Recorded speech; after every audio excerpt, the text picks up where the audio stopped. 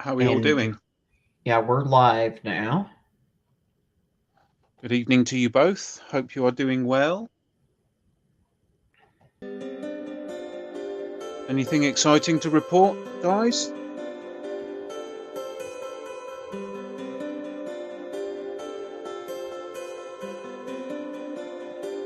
Don't seem to be able to hear Lester. Lester, we can't hear you.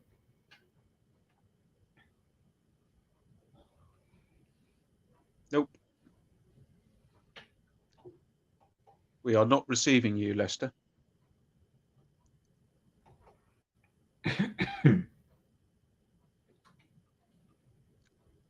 Nope. We can't hear you. I was just Hey, there we opening go. StreamYard in a different browser. So Can hear you now. yep.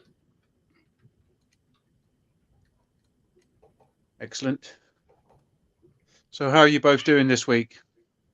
Doing pretty good. I told you, Dave, that Retro Toy Guy Sai, he has to get up early for work tomorrow, so he needs 8 hours of sleep, so he can't join us. Yeah.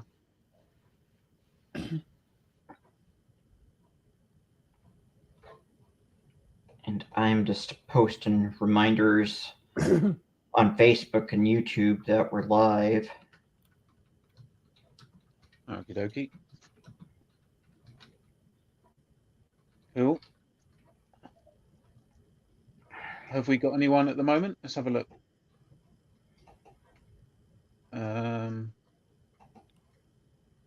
Andrew, and the monkey. Aha. Good evening, guys. Hello to Andrew, and hello to the monkey. Thanks for joining us, guys. It's good to see you both here. Nice. Hope you are both well.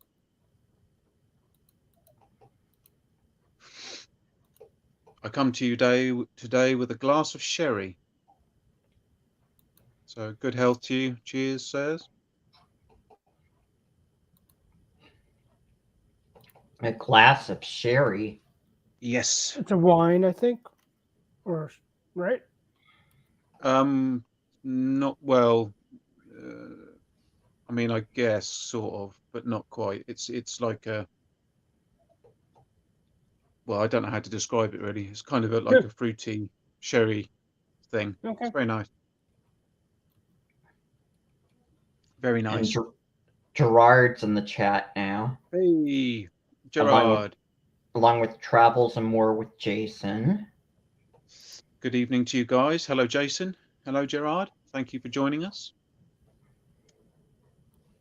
Andrew says Sherry seems very fancy. Enjoy. Yeah, well, I mean, it's that season now where you know, we're coming up to Christmas, so it's time to get the sherry out. I only tend to drink it at this time of year. Yeah, and Andrew says fortified wine, I believe. Yeah, it's quite a unique thing. For it to be called sherry, it needs to be produced in a certain area of Spain, I believe. I might be wrong. Someone will Google it and tell me if I'm wrong. Interesting. I never knew that. And the monkey says to your sherry, God save the queen. It's a bit late to save her now, mate. She's dead. Andrew. It's gotta be God save the queen, king, the king. Yeah, Andrew says at Gerard O'Connor, hey,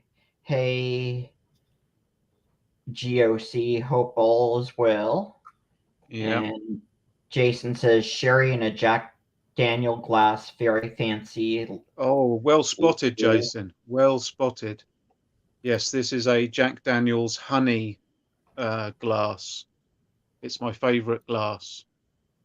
And it's sort of square shaped. I don't know if you can see, but it's kind of squarish. Yeah, and it's very nice. Good spot though, Jason. Good eyes, man.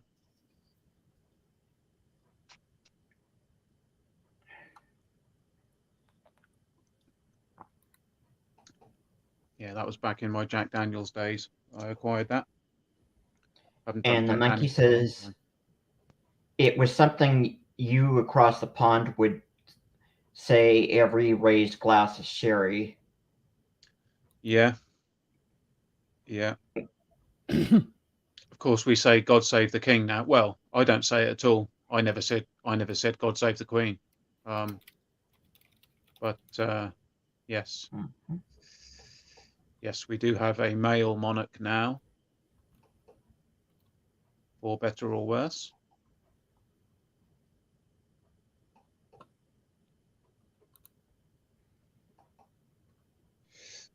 Let's have a look. See if I can bring my tablet down here and see what's going on.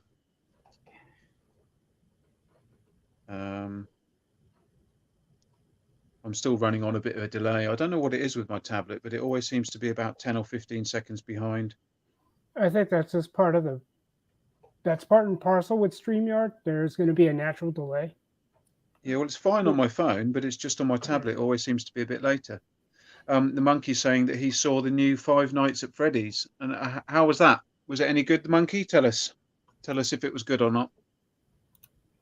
I saw the trailer for it, but I'm only peripherally aware of Five Nights at Freddy's anyway, so quite honestly, I didn't really know much about it. Yes, yes, Andrew. God save the mint in box collector. Indeed. Yes. So what have you been up to this week, Tim? Have you been doing any more belly dancing? No, I haven't had class so far this week. Oh, Haven't heard back from the teacher yet. But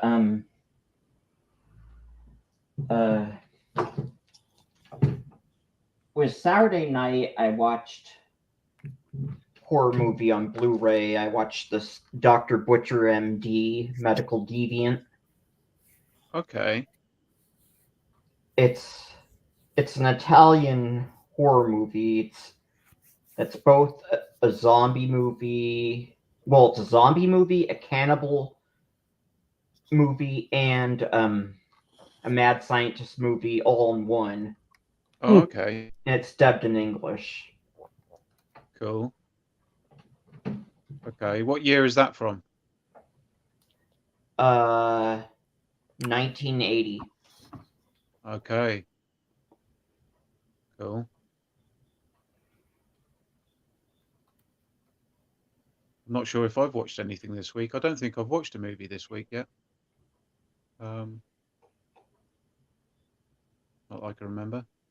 And the monkey says, if you're a Stewie fan from Scream, you'll love it. But if you're a PETA fan from Hunger Games, you'll hate it. I guess he's talking about Five Nights at Freddy's. Yeah. And Gerard O'Connor says, "Yo, Andrew." And then I got a couple of Blu-rays from Shout Factory. Okay. I got The Legend of the Seven Golden Vampires. That's also called The Seven Brothers Meet Dracula. All right. Cool. Yeah, it's a Hammer horror and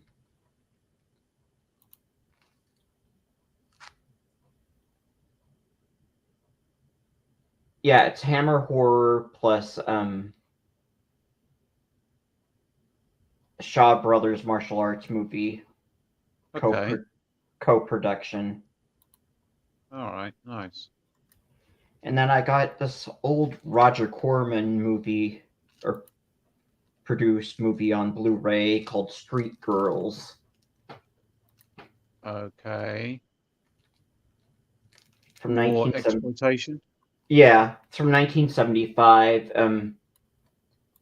Paved the way for a bigger budget movie called Hardcore. Okay. You do love your Roger Corman movies, don't you? Yeah. And this one actually has some extras on it. You're able to watch the movie in HD in either a 1.85 or into 1.4 6:6 widescreen, and then it's got audio commentary with adult film historian Peter Ali Loomis and new interview with actor filmmaker Catherine Wilson, and then image gallery in the trailer. Okay.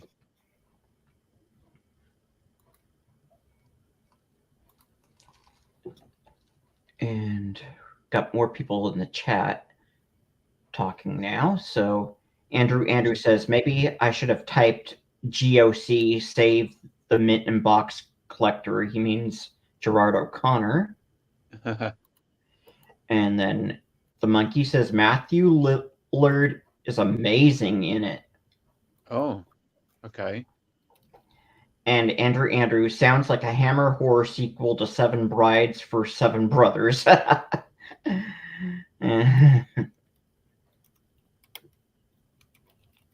And then Travels and More with Jason. I watch the horror films this week called Feast 12 and 3. 1, 2, and 3. Yeah, 1, 2, and 3 was done in 2009. And they're very good horror films, which I had not heard of till I saw it in a charity shop. Yep. Yeah, the Feast films are okay. They're quite gory, aren't they? There's some good monsters in them. I think Feast, the first one, has Jason. Oh, what's the guy from Jay and Silent Bob? Jason Mewes. It's got Jason Mewes in it, I think. They're quite good horror films. Pretty good. And the monkey says, I see you let me up for a minute. I have an exclusive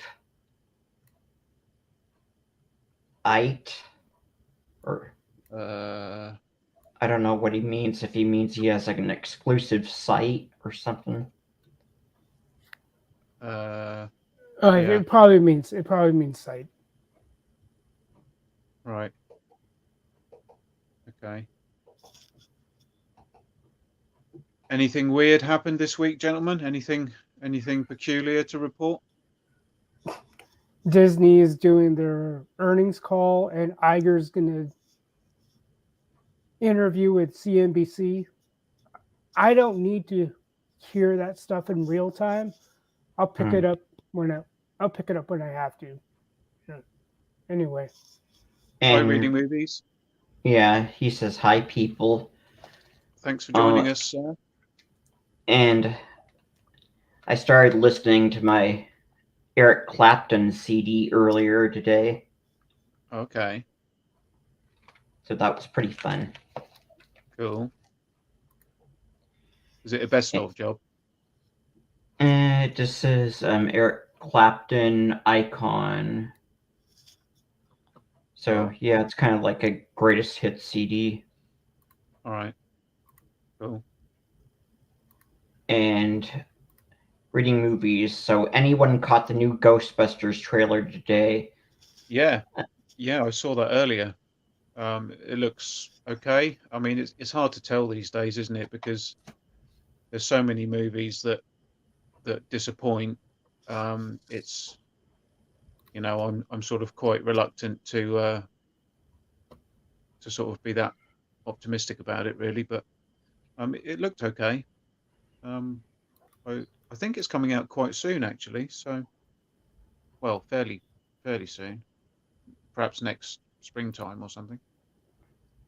And the monkey says, I was just doing typos. I was just saying I had something to show you. Okay. Well, if you want to hop on the monkey and show us, you're more than welcome to. And the monkey says that typo was if. Oh. And Delvian Seek, good evening all. And good evening, Delvian. Andrew at Reading Movies. I thought it was a gag, so I didn't watch it. And Joe Becky says Clapton is God. Hi guys, and Hello, Joe. TJ Thanks for joining us. TJC says evening all, and then JC, hello. reading movies. I shall be straining comment, or maybe means I shall be restraining comment until I see the movie. Yeah. And then Joe Dubecky, the Ghostbusters trailer is the first movie in a while that I'm interested in. I am HO. Mm-hmm. Okay. And Andrew, or reading movies that Andrew says, nope, it was a real trailer. Yep. It certainly was.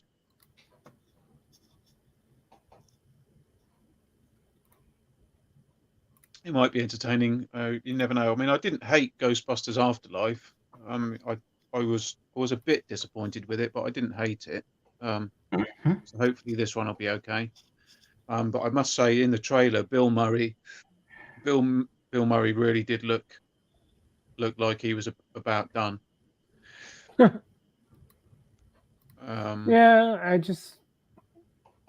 I don't know. I think people are forgetting that things they just have to come to an end. It doesn't hurt anyone's feelings if there were no other Ghostbusters after, I think it was 2 or 3 or whatever, the one that was done with the original cast. Why do we need another one?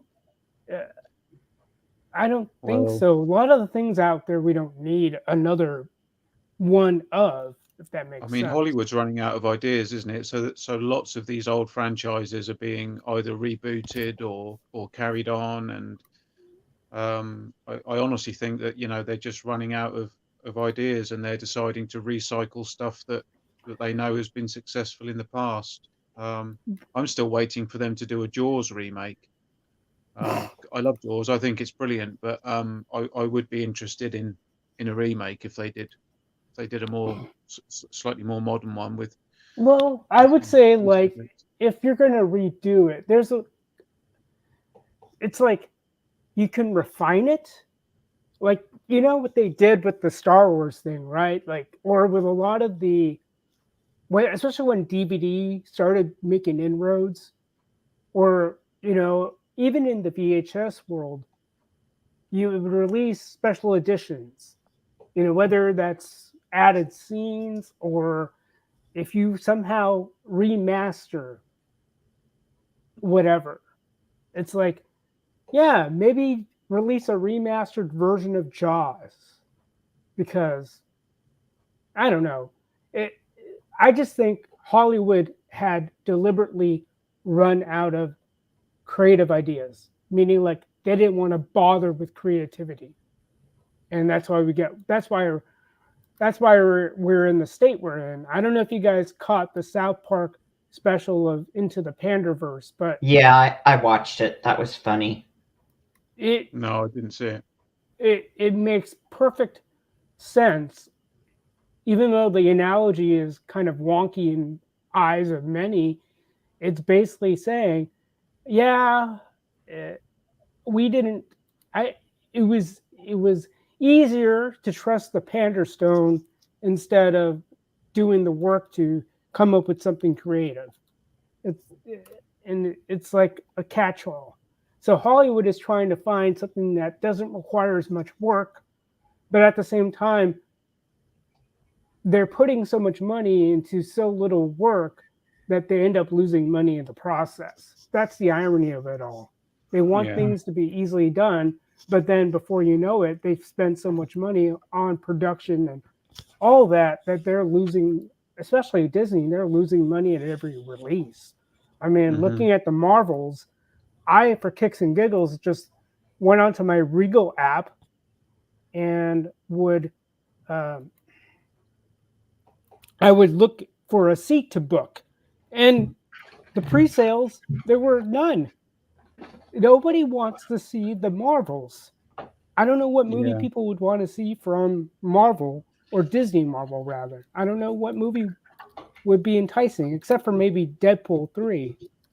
You Yeah. know, yeah, but Yeah, anyway, I think that they've kind of run their course now, and everyone's getting a bit sick of these superhero movies. I just think Um, it's just a matter of badly done superhero movies, badly written superhero movies. And in all honesty, with Marvel and DC, I haven't seen a fresh character they're pushing.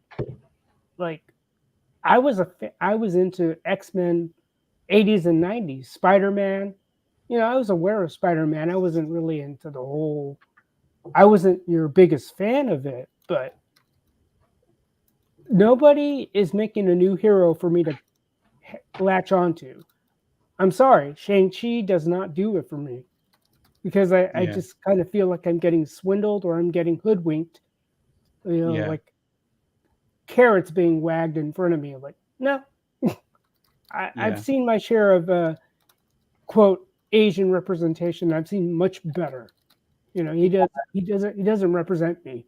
Sorry. My mom had a Shang-Chi movie on Freeform one night, and it's it's yeah, it's not in English, but it's subtitled in English. Oh, Tim, did you want to It's up to you, but do you want to put the link to the stream on in the chat so that the monkey can join us? There's a comment a little while back saying he's never heard Monkey Boy say so many ers before. If he doesn't want me up there, I won't hop on. No, not at all, Monkey. You're more than welcome to join us. It was great fun to have you last time. But because we've had some troubles with idiots jumping on the stream, Tim doesn't put the link up there at the start. How do you feel about putting the link up for Monkey to join us, Tim? And I don't feel comfortable putting it in the chat. I prefer to get monkey. The monkey should just send Tim his contact info or something. Like if he finds him on social. Yeah, I don't know.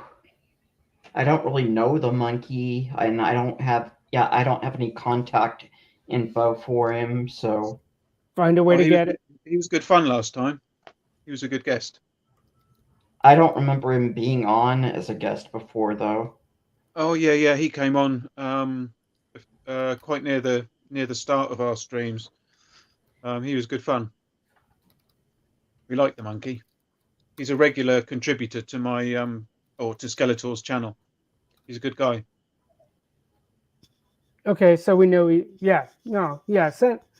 find a way to get his, you know, if he's on social or however he wants to give his info to you. And if Monkey Boy is batting, yeah. And can you retract messages though? I think you can delete messages in YouTube chat. Can you not? I would imagine. I would imagine Jim would just post a link, and then once the monkey confirms he's got the link, just remove it from the chat. Yeah, that sounds like a reasonable plan. What do you think about that, Tim? I would imagine you could post the link, and then Monkey could join us, and then you can delete the link if you'd prefer to. Yeah.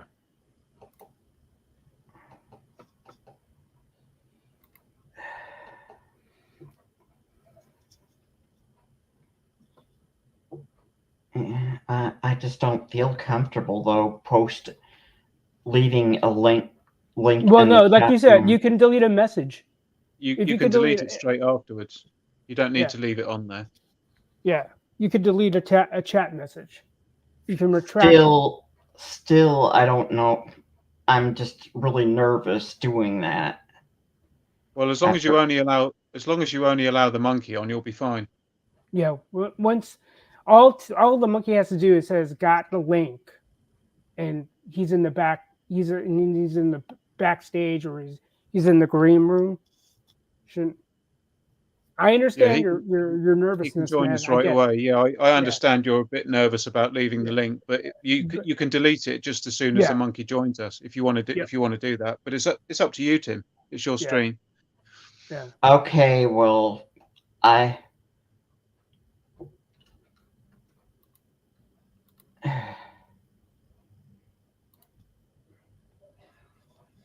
Reading But after movies. that's it. I'm not giving it out in the chat But ever like, again after this. but I'll say this, Tim. You can delete a message in YouTube. I've done it Okay, many Monkey. times. Tim has just put the link in the stream. So if you want to hop on, can you do so as soon as possible so that Tim can then delete that link, please?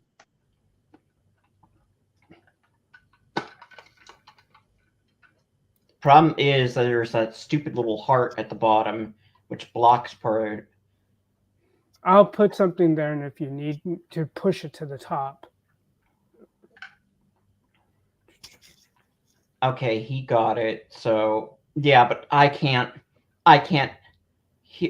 The stupid heart is in the way. Put a message in. Just put a gibberish, and then put it to the top. Okay. Yeah. Yeah, there. I deleted it. Oh, You managed to delete it, did you? Yeah. Okay, cool. Well, hopefully Monkey will have got that and he can join us. Reading Movies says, a rule for allowing people to join the chat should be long-term channel viewer and or have their own YouTube channel. Otherwise, don't let anyone you don't know on. I don't know if having your own channel would be a prerequisite because people can put whatever on their channel. Like it's, I know because as a YouTube user, you can have your profile up and you can have a listing. You essentially have your own channel, just by when you sign up. Yeah.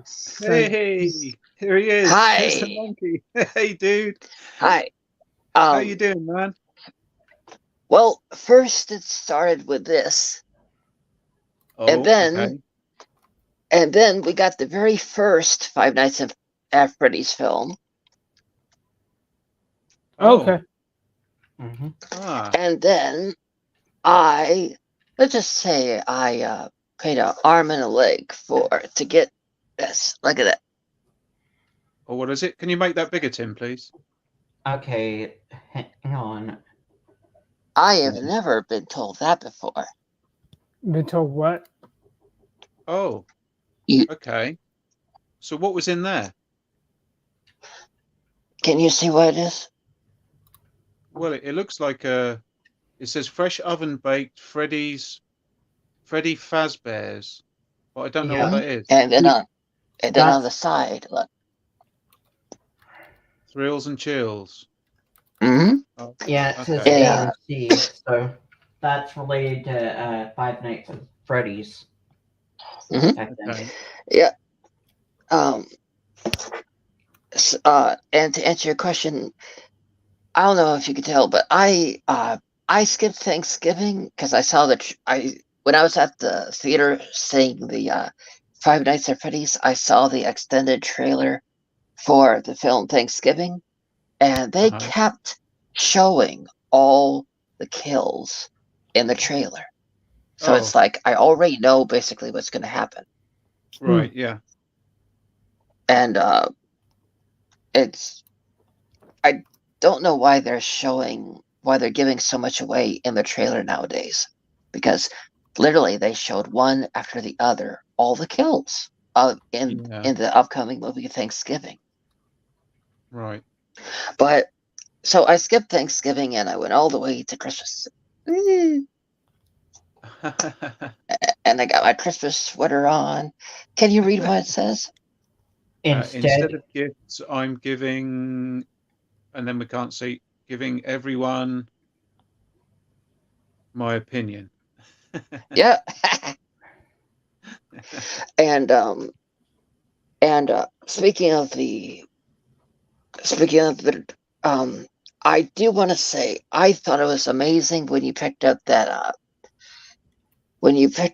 hush item. I for the longest time was like, I'm tired of always seeing the Batman items for the hush line. I wanted to see a Superman item, and you showed it. Yeah. So I've got two hush figures now, or two Superman hush figures now, the standard release and the gold label, but they're both really nice figures. Yeah. Speaking of really nice, they started doing a line that is better than those horror well, so sorry. What I was going to say was horrible. Like different places do horrible films that just really are bad, but this line is actually pretty good. And when it has a story like this, it's really good. And that is right here. A Maple Okay. Valley Christmas. Now, who Okay. doesn't love horses and beautiful women, right? Yeah, I like both those things. But I will say, out of all the ones they've been offering, like they have a 3-pack that you can get, but like I said, don't you agree? It all comes down to the story. The story is Yeah. just your paint by numbers tale. You're not going to really like it, and it's not worth it. Yeah. So that's why I didn't pick up the 3-pack, and why I only picked up this one, because the tale was only good. But sorry if I'm holding up the chat. No, you're all right, man. No problem. Reading Movies agrees with you, the monkey. He says that trailers are too long these days. Some of them are over 3 minutes long. Trailers, they're not what they used to be. Who Yeah. remembers the? Sorry. No, go ahead. You're asking. Who remembers the trailer? Who remembers for this? Who remembers the trailer for Psycho? I remember it. It's like 6.5 minutes long. Really? Yeah, the full theatrical trailer is 6 minutes long. Wow. And Alfred Hitchcock is in the full trailer.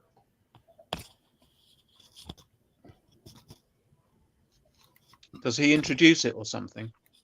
He shows you like the hotel and I think the inside of the house.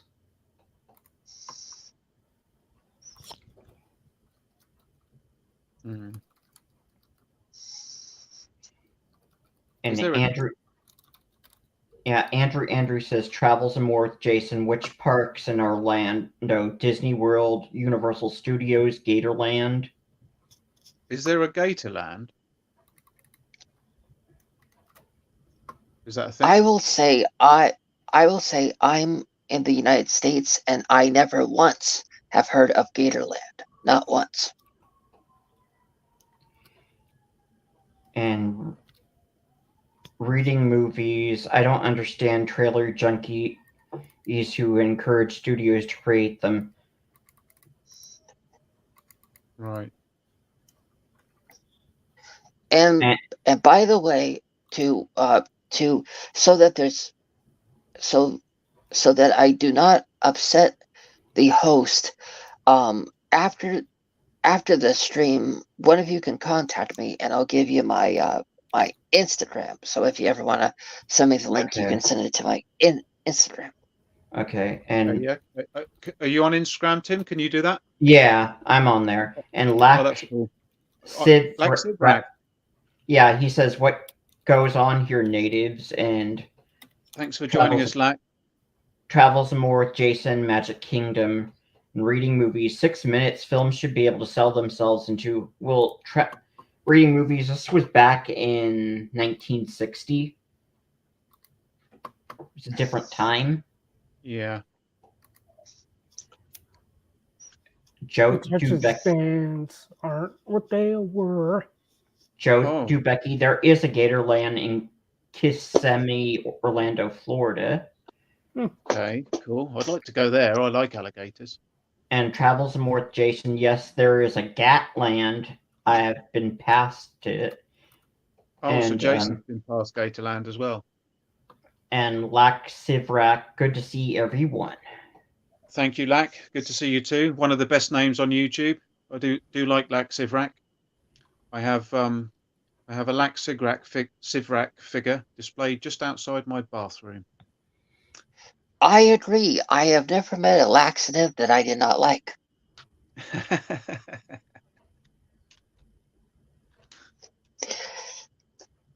And so we lost I have Lester. Oh, here he is. I have a riddle for you if you're up to it. Okay, go on. And Kim And says don't hello. worry. Hello, Kim. And don't worry. What? I was just saying hello to Kim. Kim Gonick in chat says Okay. hello. Go ahead, Monkey. Oh man, with I your thought it. riddle. Oh man, I thought it was Kim Possible. No.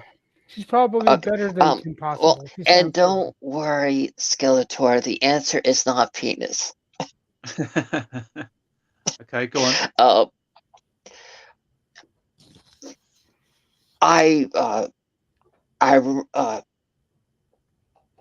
I rode in a car for 11 films. Was a large iron giant, but was also something else. Who am I? Rode in a car for 11 films.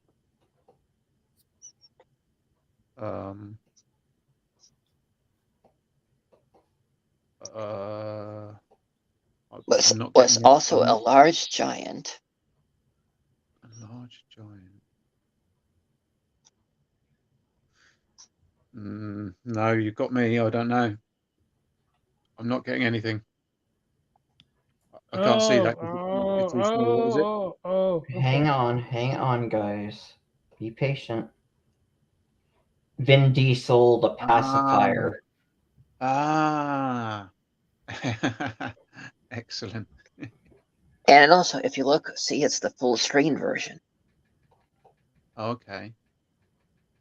Yeah, as opposed to the widescreen version. Yeah, but the difference is the full screen is you get to see the mother from Gilmore Girls a little up close, a little up closer. Oh. Because as you know, it makes the images seem a little closer to the screen since they cut off the left and right. Oh. I just want to say, Kim, I see your message, but I can't reply because I'm using my phone to do the stream. Sorry, mate. Axivrak says much respect. Yeah, Kim just said hello. Yeah.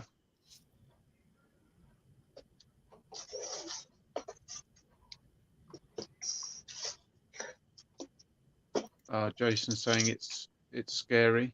Okay. Okay. Speaking of scary, what did everybody think of this since you've all probably had a chance to see it? Willy's Wonderland? I haven't seen it. No. Okay. Yeah. Well, I will say it does feature. I did hear that you're really into Jennifer Lawrence. Yes, you could say that. Yeah. And I really, I think they should have put her in the film better because Peeta's performance. I mean, I almost fell asleep during some of it. It was just he kept acting like he was about to fall asleep during most of his scenes. He only looked awake when he was running. He had a few scenes where he was running, and that's when he looks most awake. But I will say, for anybody that is a fan and has wanted Stewie back from that Matthew Lillard played in the first one of Scream, this film is a love letter to Stu in the first film because I won't spoil anything, but he is how he was in Scream, and he even wipes off the knife the same way. Maybe that's a spoiler, I don't know, but it was so good to see Matthew Lillard wipe off a bloody knife the same way he did in the year 1996. Do you realize how long that is? Yeah, that was a while ago. And to see him as a bad guy again. Don't you agree? You have not seen him as a bad guy since 1996. I don't think I've seen him in anything since then, to be honest. Wasn't he in Hack? Wasn't he? He in was He was a good guy in all the Scooby-Doo movies, but he just doesn't pack the same punch as when he's a villain. And I think there are other movies. It's just but that, I think there are other movies. It's just that it just was so good to see him back as the villain. And they did tease at the end that hopefully there will be a sequel. But I will say, I was very upset. Very upset. Who has played the Five Nights at Freddy's games? I have not. Nope. And Andrew says in the chat, Monkey Boy saw the new J-Law movie on Netflix, No Hard Feelings, a rom-com where she is not afraid to bear it all. Yeah. I guess it means J-Lo. Oh. No, Jennifer Lawrence. Jennifer No, Lawrence. no. Okay. Yeah. Jennifer Lawrence. Yeah. I'm not sure if that's available on Netflix in the UK, Andrew. I haven't seen it on there. I will double check, but I'm not sure it's available here in the UK.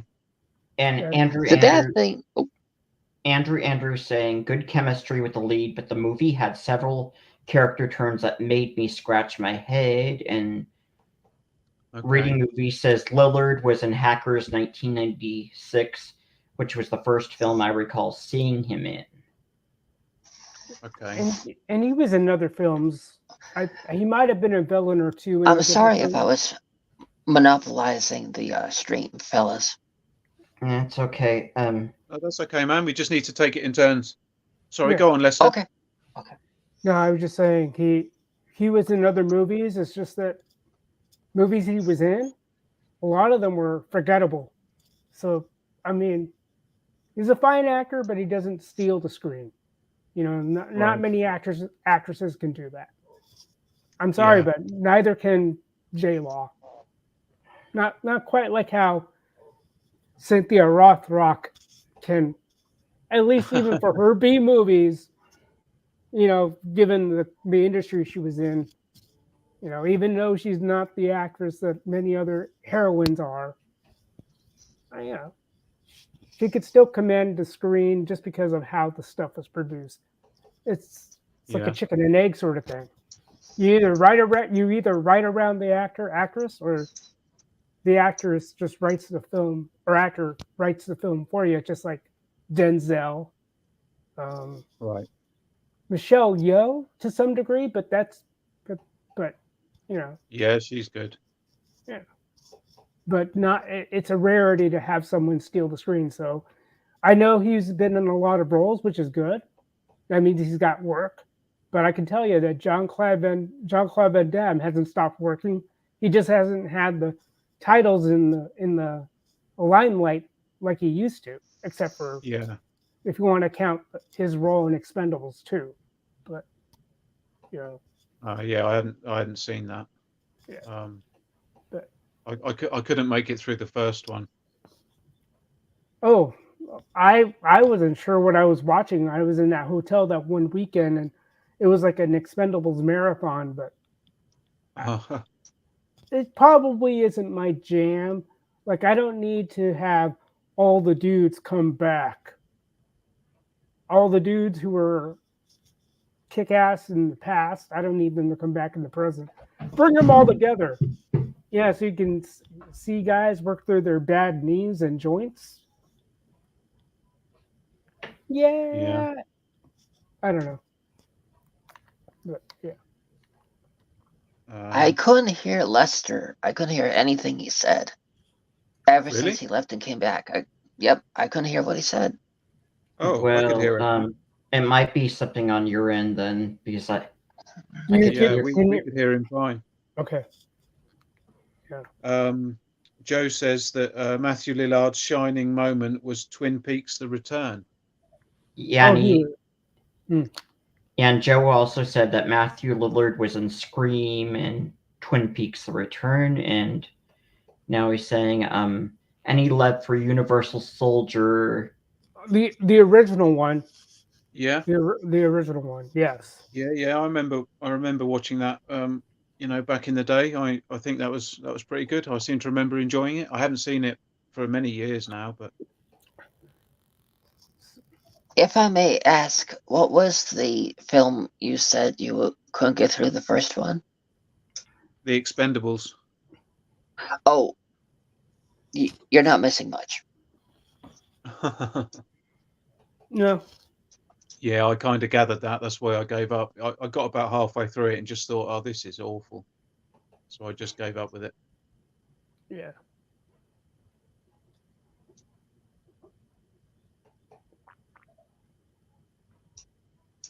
Yeah, I think how many of them are there now? Are there 3 or 4 of them? Yeah, there's 4. a fourth. There's a fourth. And Oh my god. that one's a little testier Yes. because God left that franchise long ago. well, because they made it more like a love story between Statham's character and Megan Fox's character, reportedly. So it and especially when it was reported, Stallone was pretty much cast aside from the film until like the last scene, where you don't really see much of Stallone. Right. I thought it was strange that they had Jason Statham in it because when the Expendables came out, Jason Statham was sort of in his prime. I wouldn't have said he was in the same category as Stallone and Schwarzenegger and that sort of thing. I mean, he was a lot younger, and it didn't seem right to have him in it. It seemed like a bit of an odd choice. But it's funny when you think about because Statham may not be the greatest actor since sliced bread, but I think a lot of what was written for him, that he tries to have a softer presentation of his character compared to a lot of Schwarzenegger movies. Now you can talk about Rambo, but Rambo was a different side of a character arc, because this is a guy who was war torn and he's going through whatever he was going through. That's different. But Statham doesn't project the badassery that you would see in like the Terminator 1 and 2, or Dolph Lundgren. Even though I still chuckle at his He-Man and the Masters of the Universe live action, I still don't know how I got my parents to take us to the drive-in, because having watched it recently, I go, I liked that movie as a kid. Right. Like looking at the movie now, it's like, that movie's garbage, and it's nothing like the He-Man lore that I would have expected. Yeah. You know what I mean? Like, when they try to take He-Man into real life, I'm like, no, just no. No, that was a mistake. That totally took me out of the film when I watched it. Even as a young person, I just thought, no, this is not right. We wanted to see Eternia. We didn't want to see, McDonald's and stuff. That's the What other. took you out of what film? The Masters of the Universe movie, the live action He-Man. Yeah, from the 80s. Oh, From the Instead 80s. of it being set on Eternia, they moved the story to Earth. So you had Skeletor and everyone and He-Man on Earth, and it just didn't work. I mean, obviously they did it for budgetary reasons so that they could, save on all expensive, set design, but it just didn't work. Yeah, I don't get it. I still don't get why. There was somebody in the chat that said that he watched the Expendables films in the background, and he said that it reminded him of a film or a film series where he was breaking out of prisons. Oh, okay, yeah. I forget what it was. I think it's called Escape. I think there's like a couple of them, right? Mm-hmm. Yeah, Escape Plan. Yeah. But I just don't get, like, the Mortal Kombat movie that was airing on Max in, I forget which is it 20 or 21 when it came out. First 5 minutes, I'm like, I can get down with this. And then they had to fast forward hundreds of years into the present day. No, you could have kept it in feudal Japan and left it there, and you wouldn't have wasted the talent of that actor, who thankfully has gotten his share of work over time, ever since Last Samurai. He wasn't. I don't know the guy's name, but the main protagonist in Last Samurai, who played alongside Tom Cruise. I don't remember the guy's name for that, but the guy I'm referring to, who played Scorpion in this live movie, he did they wasted his acting talent that he could have played like some disgruntled samurai lord, and it started off for the first 5 minutes, and then after that they fast forward to present day. No, I don't need to know that Scorpion had descendants.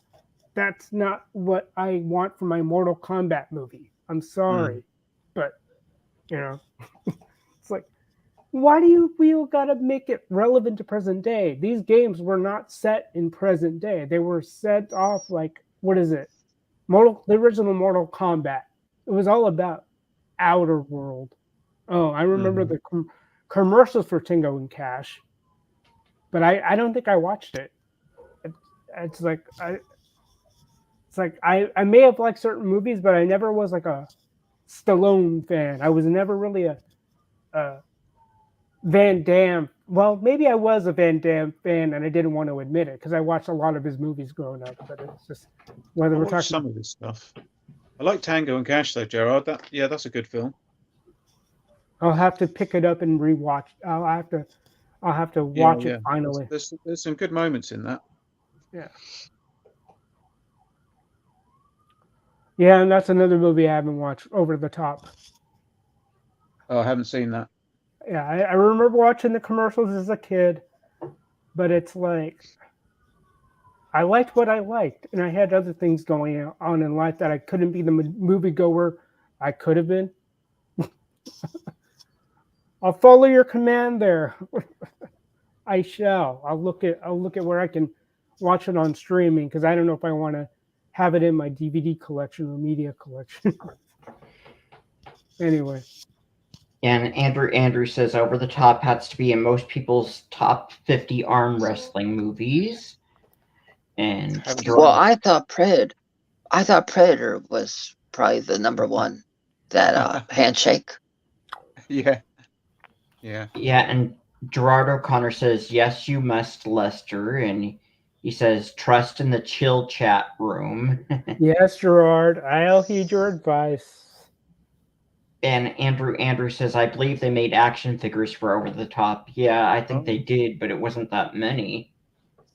Yep, they are collector pieces. Yeah, I bet they are. Yeah, no, I haven't seen that. I recognize the name, but I didn't know it was an arm wrestling movie. Oh yeah. I was too busy trying to do my own arm wrestling at school with the other classmates. I don't know if it was because I'm Over the Top, but we just started having arm wrestling contests at random, like one a day. All right, man, you want to arm wrestle me? Sure. Oh. Yeah. Just in the classroom, and somehow the teachers didn't have a problem. I don't think they did. It was either that or we did it during lunchtime at the lunch table. All right, man. And it almost didn't seem to matter who I was going up against. I knew I was going to lose against the biggest dude. It's like, but I was going to give it a good try. Yeah. I think my favorite arm wrestling scene has to be the one in The Fly. Oh. I'll have to rewatch that movie as well. I think I only caught snippets of it as I remember watching it. Oh, it's fantastic. And that arm wrestling scene really does make your eyes water. Yeah. I would say my favorite arm wrestling scene is in Black Widow, when where the father, who's the red something or other, he actually loses the match, but he ends up breaking his wrist. Like, even though he lost the match, he broke the guy's wrist to get revenge. Right. Okay. They were probably inspired by The Fly.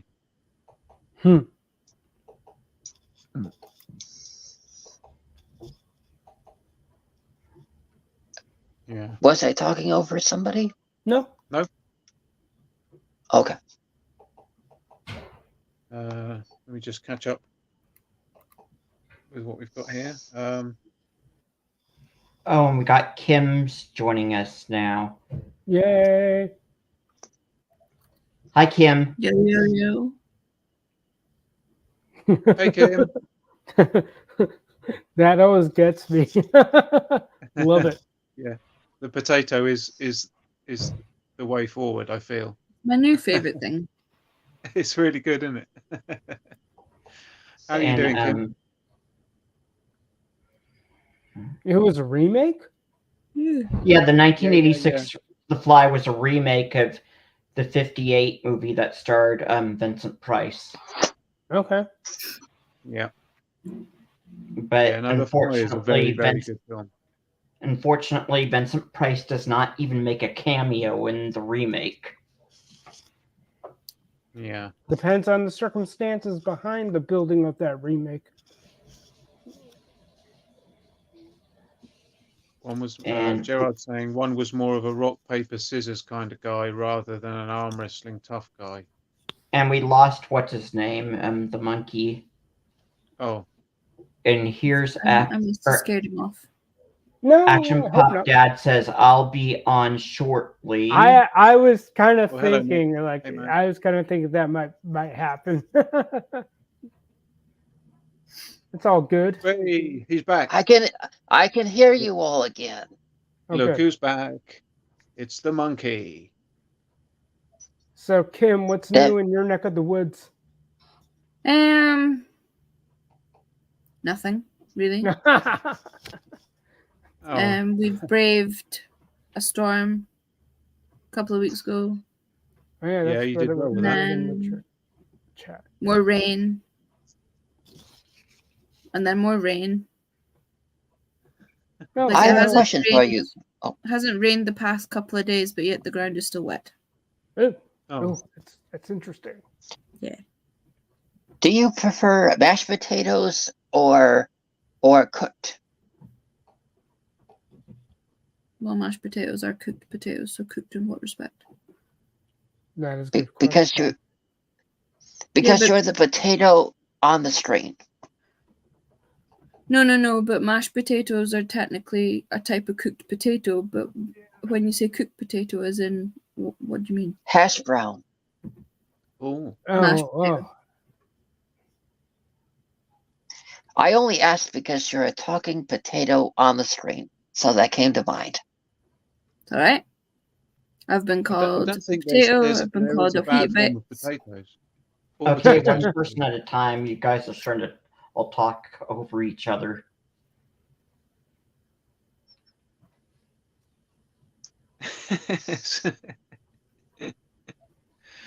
Now, Do you know now what I we've got a don't dancing understand is potato. why does my body wobble? Potatoes don't wobble.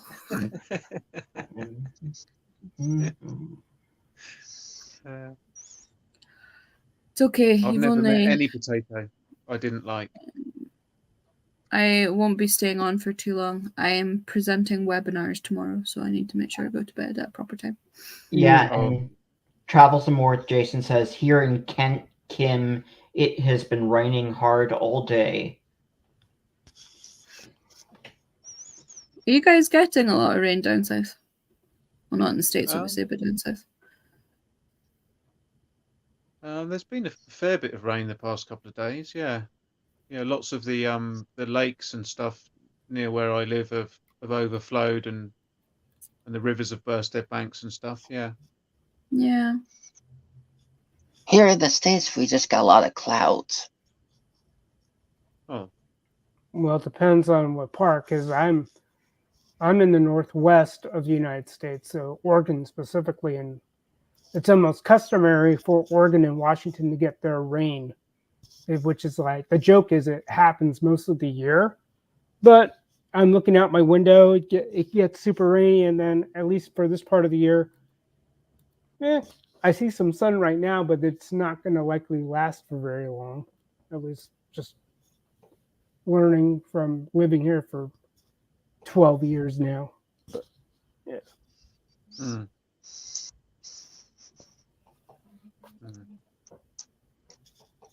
Exciting news. We ordered our Christmas tree yesterday. Hey, Congratulations. excellent. So Well, a tree has been murdered for your Christmas pleasure. Yeah, but we replant it when we're done. That's fine. I'm all right with tree murder. That's fine. Yeah, Yeah, but I do you know support what? it too.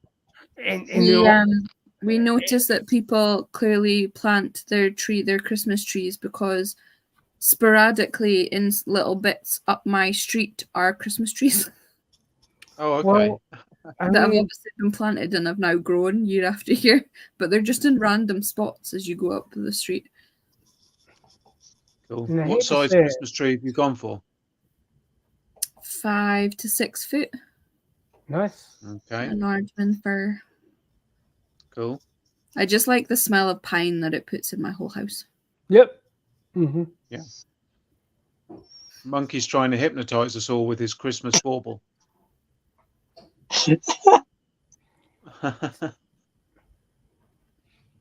So wait, Canadians have their Thanksgiving. Do you guys have a Thanksgiving of sorts? No. Okay. I just We have curious. bonfire night where we Yeah. basically explode colours in the sky. Yeah, Set fire to things. yeah. That might be more entertaining. Because, I mean, it's a nice time, and it's at least for a lot of the stuff that's gone on in America for the last 50 years, give or take, that everything's been so commercialized. Sadly, Thanksgiving is where there's more sanity. I like to think, anyway. The Black Friday shopping has been, well, maybe it's because I haven't paid much attention since, but Black Friday shopping is not the thing it used to be. A lot of stores are, oh, let's close our doors on Thanksgiving. So it's Tree, one of the Tree says everyone should have a tree in their life. Yes, indeed, sir. yeah. Well, do you know what? They do actually say that if you have plants in your physical living space or in your office environment, it generally makes you a happier, more positive person. Yeah, they are supposed to be good for well-being, aren't they? I have one plant in my house, which is a aloe vera plant, because anything else I have dies. I seem to just kill anything, but the aloe vera, Yeah. they survive with very little water, and if you forget about them, they thrive anyway. Why is there a llama? Is that a lamb? Are you alarmed? Oh, Hey. Oh, wow. Oh dear. Thanks, Nick, and goodbye. I'll see myself out. I was about to say, that's my cue. How are we all? I've been listening. I was Okay, man. I was waiting for Carla to go up to bed because, as lovely as she is, she never she's not a I have a girl. question for Kim if she's up to answering. Sure. I already showed the most recent Christmas film that I bought right here. What's the most recent film since you bought the tree have you bought?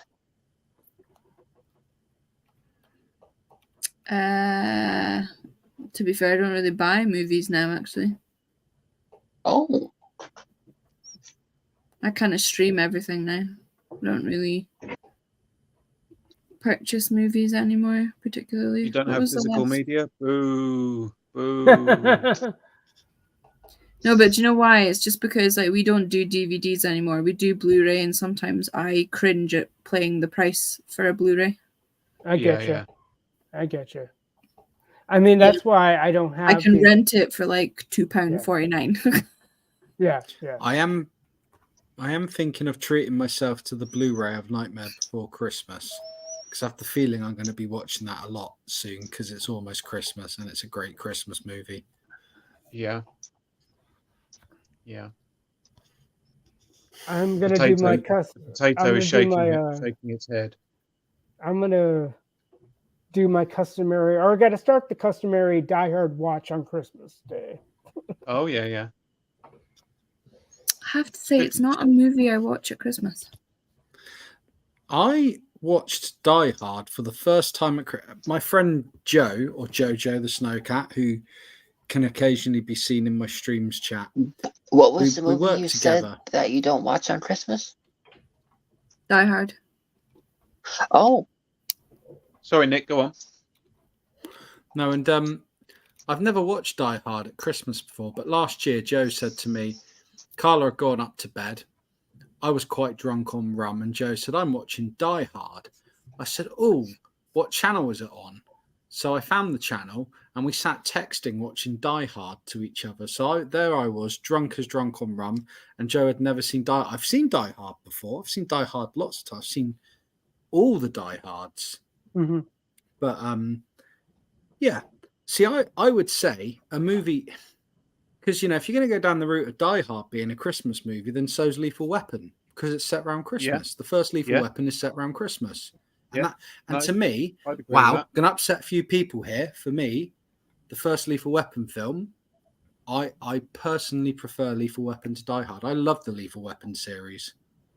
Not the rubbish TV show. Forget that. No, Delete that. the first season was fine until they decided to replace the guy who got fired with Stifler. Yes, that's how I remember that actor, because of American Pie. Yeah. I've never seen the TV show, but I like the movies. They're very good. I mean, the beautiful thing is we can all have different opinions. Monkey, I know you well enough to know that you'll want to punch. Oh, sorry, Dave. I know you well enough to know you'll want to gouge your eyes out and block your ears up if you ever watch the Lethal Weapon TV series, because I know that you'll hate it as much as I. Oh, okay. You will have as much disdain for it as I did, because it's to me it was nothing like Lethal Weapon. Lethal Weapon's Danny Glover, it's Mel Gibson. You know, when Joe Pesci comes in, it's all that, and it's that. Even a lot of people don't like Lethal Weapon 4, but I thought Lethal Weapon 4 was fantastic. I thought Jet Li was so good. That fight at the end with Jet Li, where when they're on the dock and he's like, it's not worth it, man. You're going to be a dad. And he's like, how did he take my gun apart? I guess we better go back and ask him. And then they just have that epic fight on the pier, you know? It's so good. May I say something? Go for it. I actually am the biggest fan of Lethal Weapon 4. I mean, I would say my two favorites are in the series is 1 and 4. I mean, they even had that scene where Murtaugh can feel where his partner is in the water while he's dying, and they even get the it's a film where they finally accept Joe Pesci as a friend of theirs, where it's the only film in the series where Mel Gibson has a heart-to-heart with Joe Pesci, and Joe Pesci admits that from part 1, 2, and 3, he could tell they did not like him. Right. And in my opinion, it's just number 4 is so underrated. Nobody talks about it. And they never really re-released it. I mean, I still have the snapper case of the 4th one, because when they re-released it on the second DVD, you know that cheap case, the cheap plastic case. Do you remember they changed the cover image? Well, in the UK, it was a bit different, because Dave will remember. Do you remember in the UK, Warner Brothers movies in like the sort of noughties, they all came in like a cardboard sort of slip with that black folding lip. Yeah. And that's how the Warner Brothers came. And the picture, well, I've got it. It's over there somewhere. The picture on ours is just like Mel Gibson at the front, and the others it's like black and white with the red Lethal Weapon writing going down it. And no, I mean you're right. That bit where you know, Riggs has gone into the water and Murtaugh's like, "Will it to me, Riggs? Will it to me?" And you know, it's pretty cool, and it is a good film. I do. A lot of people hate on part 4, but Thank part you. 4 was every part Lethal Weapon as the other 3 were. But I still like And the we- bit in Lethal Weapon 2. You just been decaffeinated. So good. Andrew says that his neighbour was in an episode of the TV show. So that's pretty cool. That's pretty cool. Oh, reading movies is off. Thanks for stopping by, man. Cheers, dude. Catch you soon. Thanks for coming by, reading movies. And TJC. Okay, I'm in Norfolk. I used to visit Kent quite often when my brother lived there. Oh, you're close to me then, TJC. I'm in Norfolk as well. It's always interesting, and I'm not taking the piss out of anyone here, but it's always interesting when you hear Americans pronounce place names, because how Tim pronounced it is sort of how it's spelt, but the way we say it is different. Yeah. I am different because I do not attempt. I ask. But then sometimes, mate, in England, we pronounce things differently from bloody county to county. You drive 100 miles and barely understand each other in some instances. Yeah.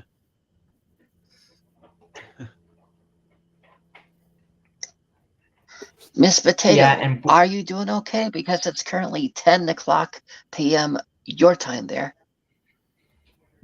Yes, I'll just be disappearing in 20 minutes. Yeah, see, Kim. If it gets to 11 o'clock, Kim turns into a pumpkin. She changes the variety of vegetable, and she gets grumpy as well. Get very grouchy. And Nick doesn't want to have to deal with that tomorrow. No, I don't. Because he'll just message me and I'll be like, what? What do you want? I'm tired. Well, I'm just so used to being like, do you know what? Like, this is the problem with like having a wife and then most of your friends being females, because you just know your place in the pecking order. You just get told off as a bloke, don't you? It's just like just used to women having a go at you all the time. Right? Just like Murtaugh in the Lethal Weapon series. Am I right? Sorry, my friend, I didn't catch what you said there. Sorry, what did you just say? I said just like Murtaugh in the Lethal Weapon series. The movie series. Yeah, he's a bit browbeaten as Murtaugh, isn't he? Poor bloke. Jason says he's doing his homework. What homework are you doing, Jason?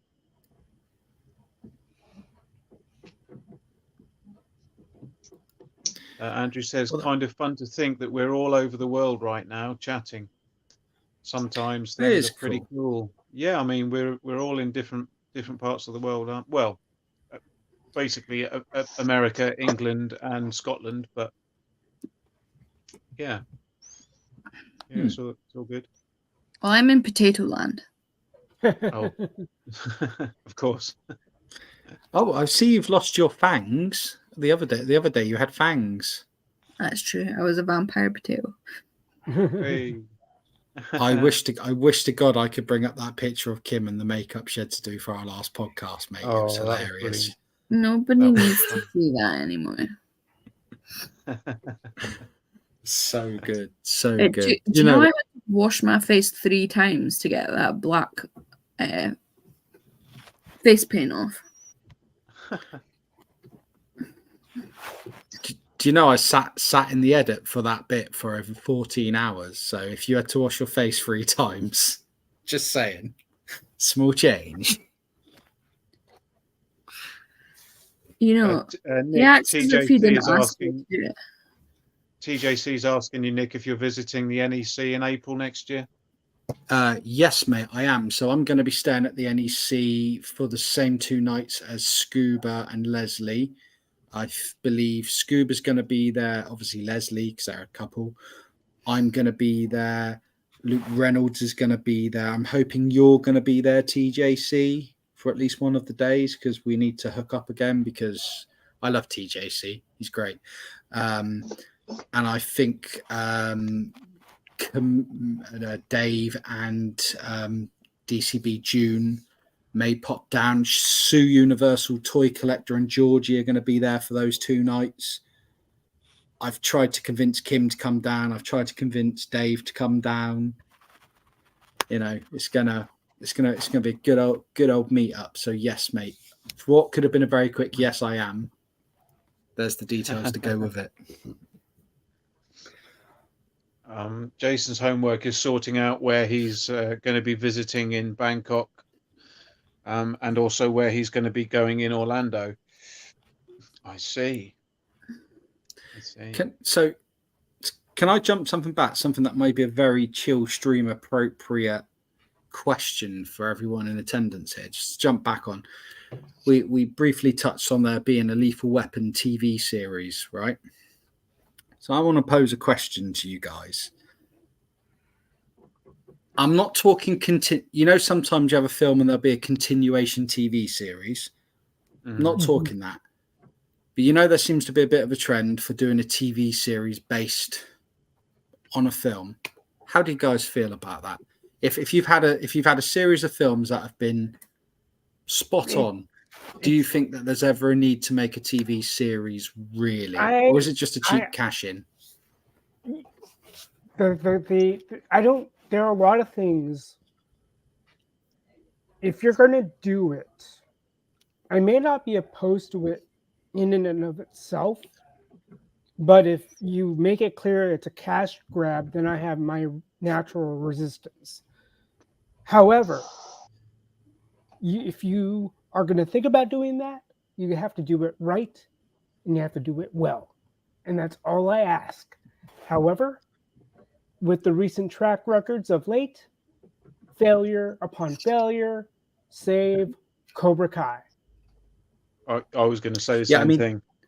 Technically, Cobra Kai is a continuation, but if we're going to go down that route, Cobra Kai, I really enjoy, and I think Cobra Kai's done really well. But if we're talking something that's basically a remake of a series, one I'm very apprehensive about, and I don't quite see the point in it, is they're going to be they're doing Harry Potter. Now, I haven't read the books, but I've listened to all the audio books. I've as good as read them. I'm not a reader. I'm not very good at reading. And I've enjoyed the films, and there's part of me that's like, do we need that? The Continental John Wick prequel was effing fantastic. Thing is, I've not watched the John Wick films. I might get around to them one day, but you only need to watch the first one. Yeah, the first one is very good. I did enjoy the last 3. However, would I say you need to watch them? Probably not, because I just went in for the ride. But the first one you got to watch at the very least, and the way the Continental works is that it focuses not so much on John Wick, but just that lore of the Continental. Is Keanu Reeves in this TV series? No. It brings it to the past where the Continental was started and how Winston got his tie to the Continental. Right. And it was well done, and they had a badass female, but it was done in such a way that you didn't think like she was stupidly invincible. It was the first part of the miniseries, there was her fight scene where she used her awareness as being a female and figuring out ways to outdo her oversized opponent who happened to be a male. And go ahead. So does John Wick have a story to that? Because you can show me all the flashy martial arts and films you want. I know that all that stuff's crap in real life. That would never happen. It does to a certain extent. The first one is really the only one you need to watch. The first one is Yeah. really, really Okay, good. guys, one at a time. Having trouble hearing everybody. All right, Tim. We are trying, but it can be quite difficult with different lags and things across people's things and whatnot. The reds are coming out now. There are some reds down the street. Is that I your would say background noise? Too? Oh, I'm hearing an echo somewhere. Let me mute my mic because I got people in my household talking. Oh, okay. Yeah, Nick, I would watch the first John Wick. I could highly recommend that. The others are good as well. I enjoyed the others, but the first one is fantastic. Very, very good. It's non-stop. So it's got a good story. Because it's a very simple story. It's a simple story, but it's non-stop action and it's very entertaining. The only thing I find with some films where they're just fighty films, it's probably the curse of being such a fan of combat sports and things is I'm not out. That the fighting in it has to be completely mythical to the point I'm impressed with wire work, like for the artistry of it, or it has to be like so brutally realistic looking. Because if it's anywhere in between, I'm like, you can't do that. A bloke that size couldn't do that, no matter how skilled it. And that's just my brain, because my brain always and that's my curse of being into combat sports for years. No, you'll enjoy John Wick. There's not that much hand-to-hand fighting in there, but what there is done fairly realistically. But it's just the choreography of all the shooting. I mean, it's just headshot after headshot after headshot, and it's just really, really good to watch. Yeah. Very enjoyable film. I was so surprised when I watched it, because I thought it would just be another boring action film, but actually it's really good, and the story is very simple. There's not much character development, because once he starts pulling the trigger, that's about it for the next 90 minutes. Yeah. So with the subsequent sequels, then, I know you say the first one's the main one to watch, so it's not done a Fast and Furious, has it, where it's just gone ridiculous, has it?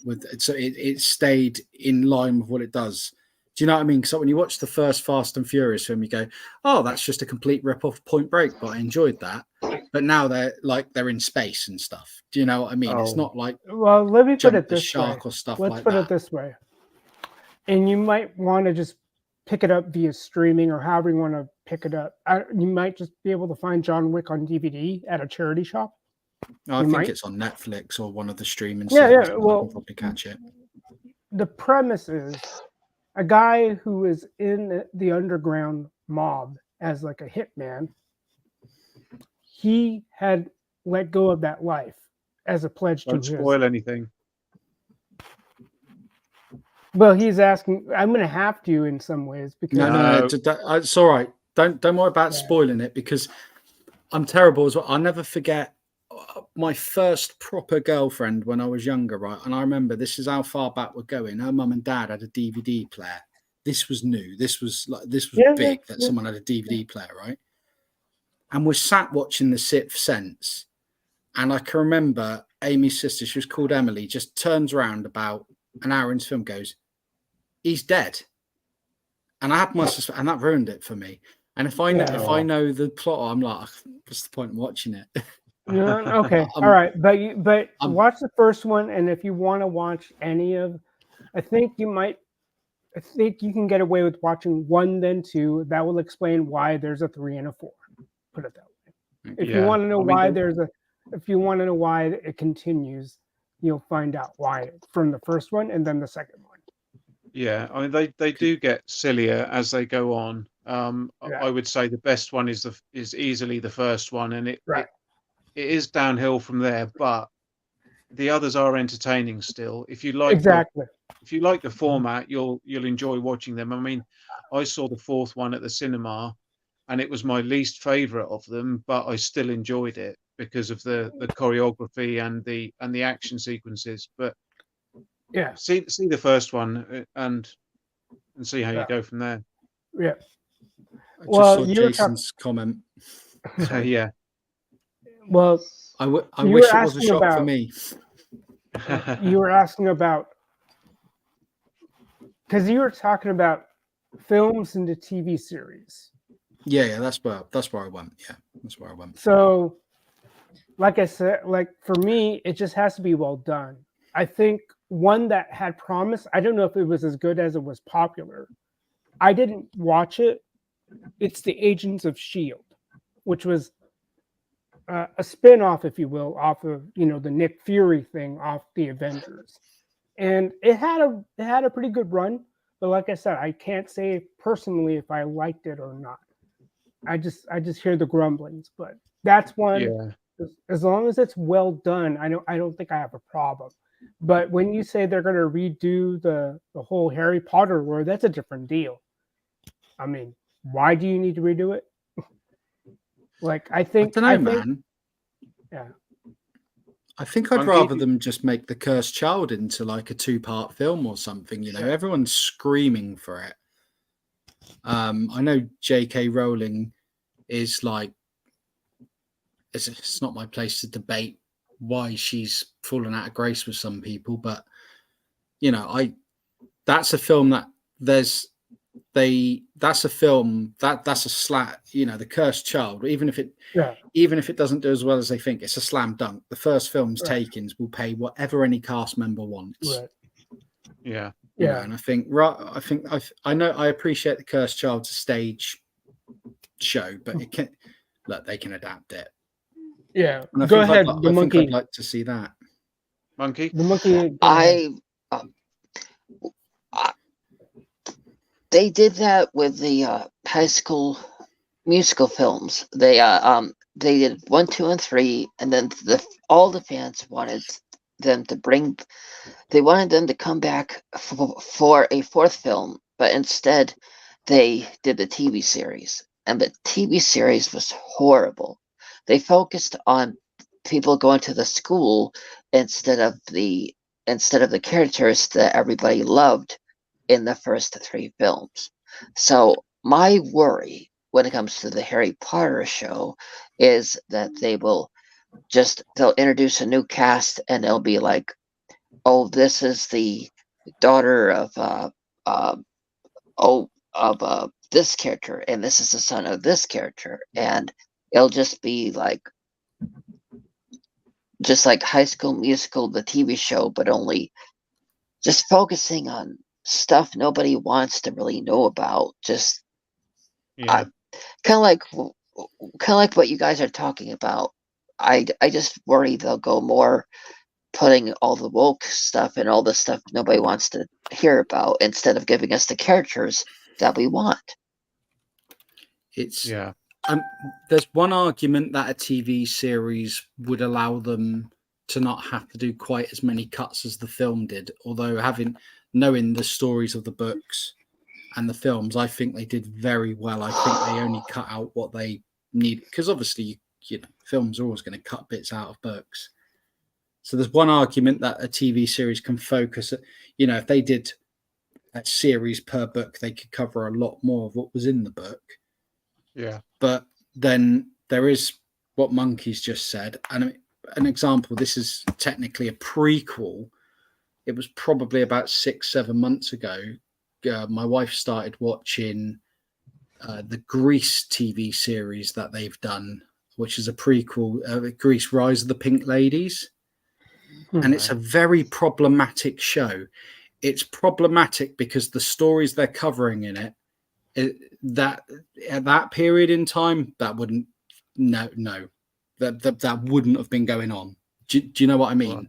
Right. And it's sort of, and the music didn't.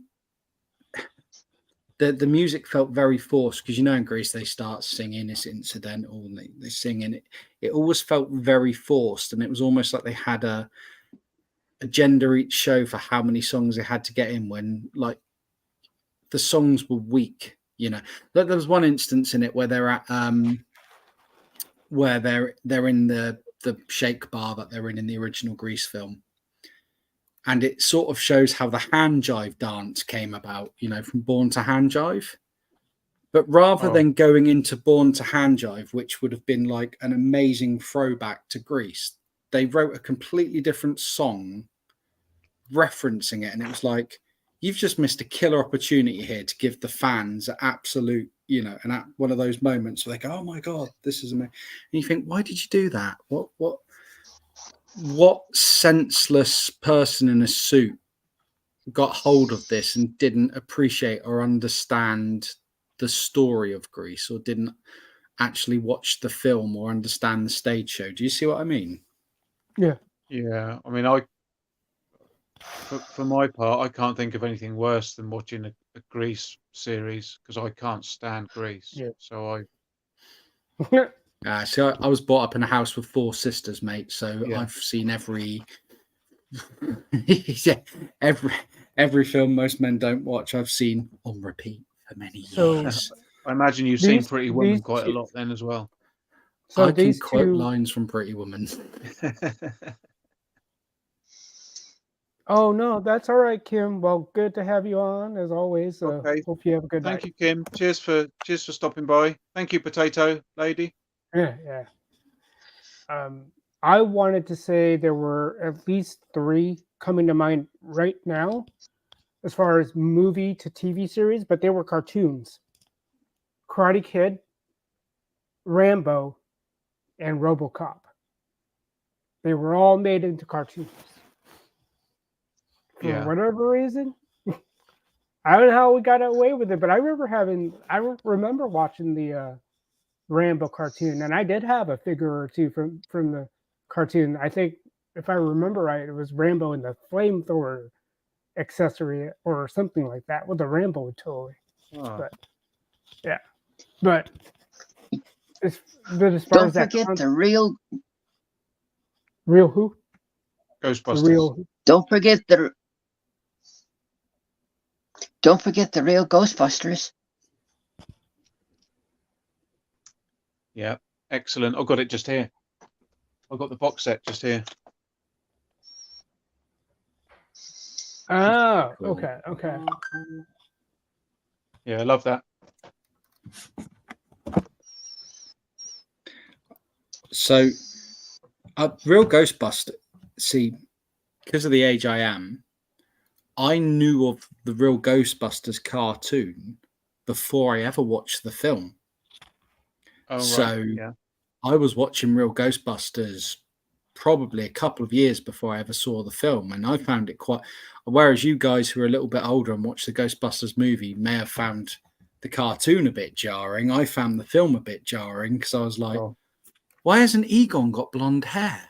What do you know what I mean? Why is Slimer a bad guy? Do you know what I mean? Yeah. Yeah.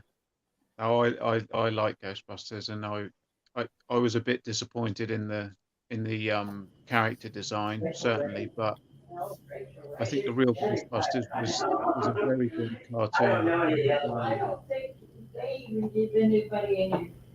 Tim, I think we can hear your mum, I think. Well, you're gonna have to just put up with it because I'm tired of having to mute my mic constantly. Oh, I can tell That's my all right. mom. I can let her know that I'm. Well, I don't know. I don't know what your layout of your house is like, but I get it. I mean, I There- will say you there's must a have way. got a very There- good microphone, Tim. They're Yeah. in the kitchen though, talking. Yeah. Well, Yeah, man. My new microphone's really hot. If there's anyone else in the house, it just picks up to it's fantastic quality, yeah. but it can hear someone fart upstairs in the second bedroom. Do you know what I mean? It's like it's a little bit too hot, you know? Yeah. Yeah. No, as I was saying, the real Ghostbusters cartoon was actually a very well written cartoon. I mean, it was daft, but it was one of the best written cartoons of its time. Really, it was the dialogue and everything was very good, and the voice acting was very good as well. Right. I remember when they changed Peter Venkman's voice actor as a kid. I remember that Yeah. happening because It's the same guy because he that was the did guy who did Garfield. Garfield. Yeah. Yeah. Oh. And I found out as I got older, it's something to do with syndication or some daft thing. But that threw me as a kid, and I didn't used to pick up on it because I'm a kid who watched Nickelodeon a lot, and they change voice actors all the time.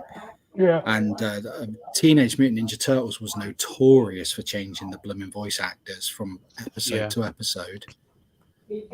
But what's interesting is Ernie Hudson, Winston, he wanted to voice Winston Zeddemore for the cartoon, and they actually didn't take him on. They didn't use, and he wasn't asking for extreme amounts of money or anything. I just find that crazy. Yeah, it's bizarre, isn't it? Because who was the guy that got it in the end? I've forgotten his name now. I'm trying to search the mind bank right now. It will come to me. Or I could just Google it. It's dropped out of my mind.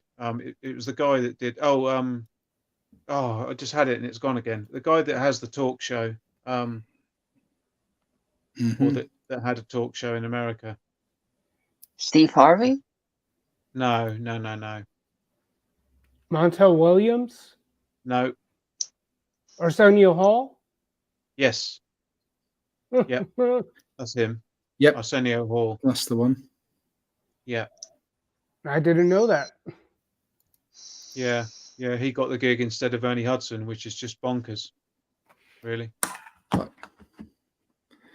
Oh yeah, it's the comment TJC's, but that strange twist. Bill Murray ends up voicing Garfield in the live-action movies. Yeah, that's mad, isn't it? Oh, that was him. Okay, I didn't. If you think, did everything freeze? No, we're just all wait. right. We're all good, man. If you think Bill Murray is bad, did you hear who's the new Garfield? No. Chris Pratt. Oh, Well, okay. he was okay as Mario. I forgave him for that. He was actually pretty decent. When I realized that Seth Rogen was Donkey Kong, and when I rewatched Mario Brothers, I go, oh. Just when I thought the voice casting was good, I realized once I knew that he had voiced Donkey Kong, I just, I can't stand Seth Rogen. I just can't stand him as an actor or voice actor. Didn't pick up on him. I only saw 2 films at the cinema this summer. Unfortunately, one of them, I'll be totally honest, the new Turtles film, the animated one, I thought it was going to be terrible, and I went and watched it with my boy, and I was like, do you know what? Given the limitations of today and what they do, story, how we can go with things, I was like, do you know what? They did really well with that. And the other one was the Mario Brothers film.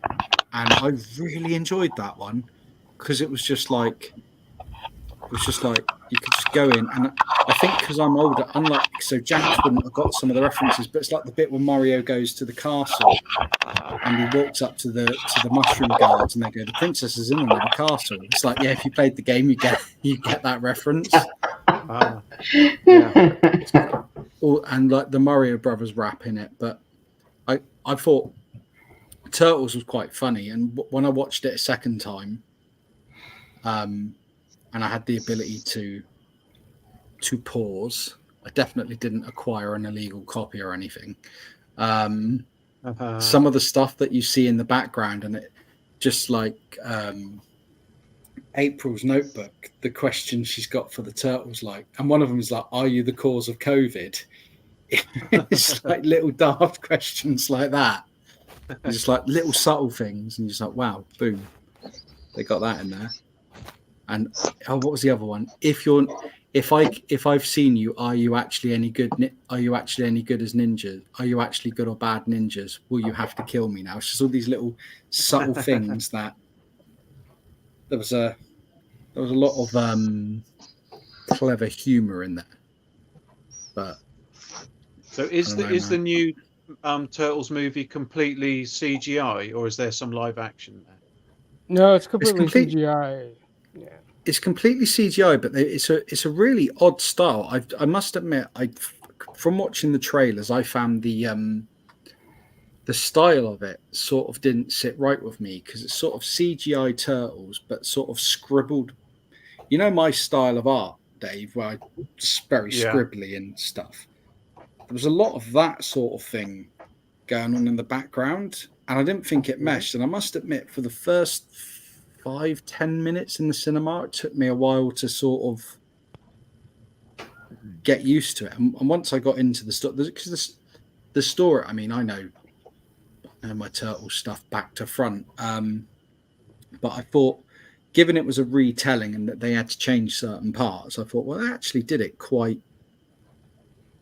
They did it quite well. But some of the things in it, I mean, me and Kim did. That just goes back to our earlier conversation about redoing things. It's like, how many more of this do we need? So in the case of Turtles, they could have always redone the toys. They could have always remastered the cartoons or something like that. Reprint the original movie.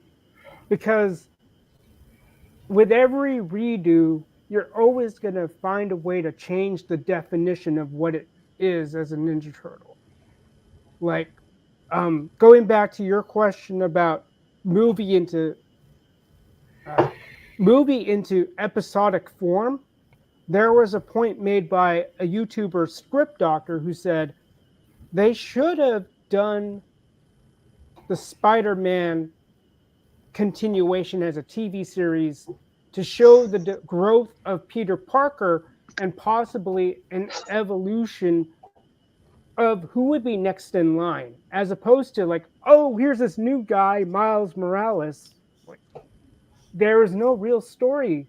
There was no real transition like there was Batman. If you guys remember the cartoon Batman Beyond, that was about as organic of a transition, where Bruce Wayne was already in his old age and he finds this guy to take on the mantle because homie's just got too old.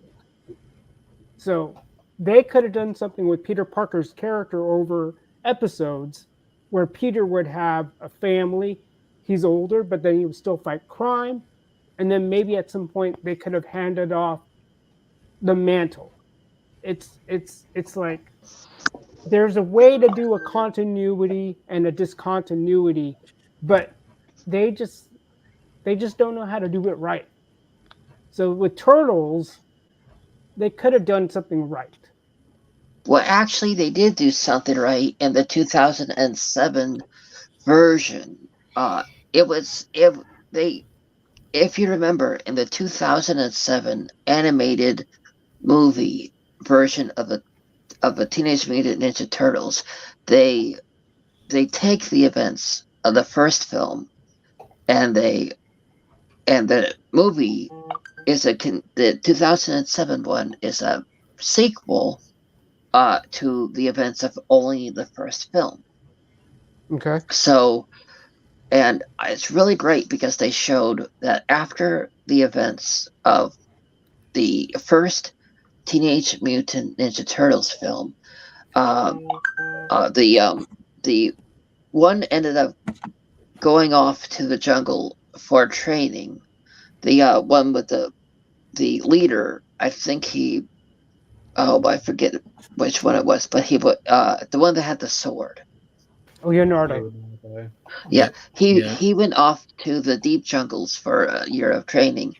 April O'Neil started her own company where she imports and exports, and Michelangelo, not the orange one, but the purple one. Donatello. Yeah, he ends up working as a tech support, and he ends up helping Mikey out with his job of being a stuffed Ninja Turtle that goes to parties, and all the kids get to whack him with with different sticks and stuff, and in return, he gets money which he donates to the family, which also makes him and the purple one that works for the IT department.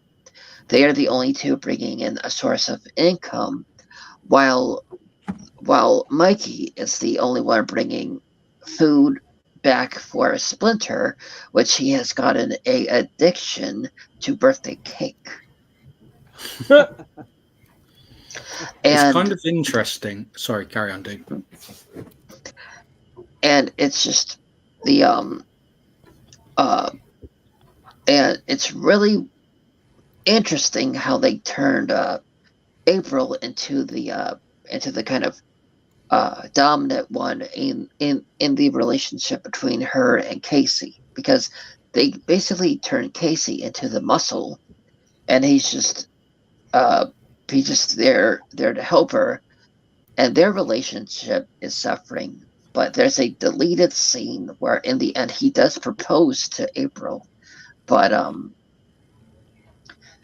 it's they in a way they made it their own, in a way that was really interesting, and they were able to kind of put adult concepts into it without dumbing it down for kids, you know? Yeah. And there was a scene in it. What?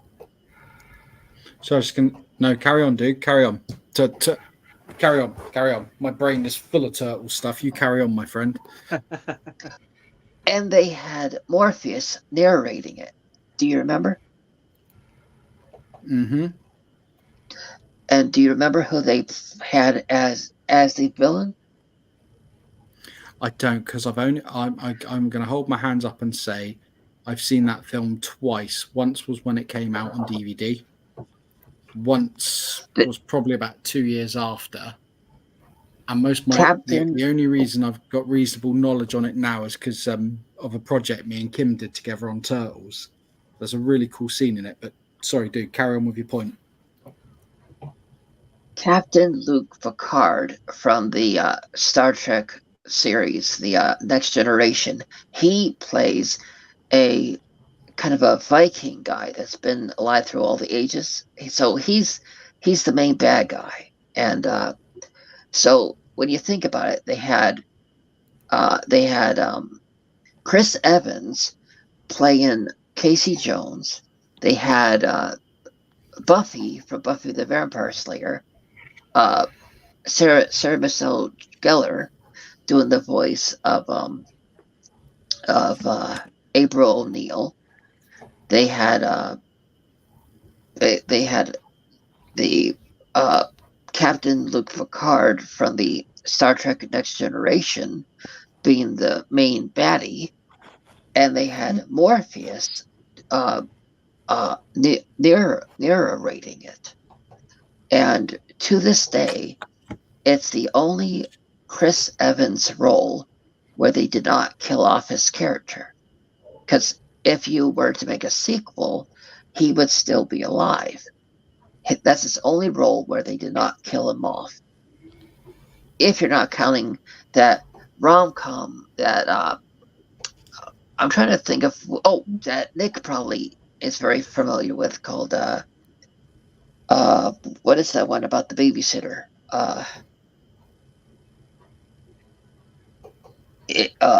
Rom-com with a babysitter. Yeah, it's the one where Chris Evans plays the neighbor that falls in love with the babysitter. The Babysitter Diaries. Oh. Those two are the only films that his character is still alive in, but the 2007 Ninja Turtles film is the only film in a that is a direct sequel. That is a animated film that is a direct sequel to the live action film that he is still alive in that universe of. But I really didn't mean to monopolize it. If anybody else has anything else to say, but may I say one thing on the thing of on the bone I have to pick with the Harry Potter TV series? Okay, Go on. sure.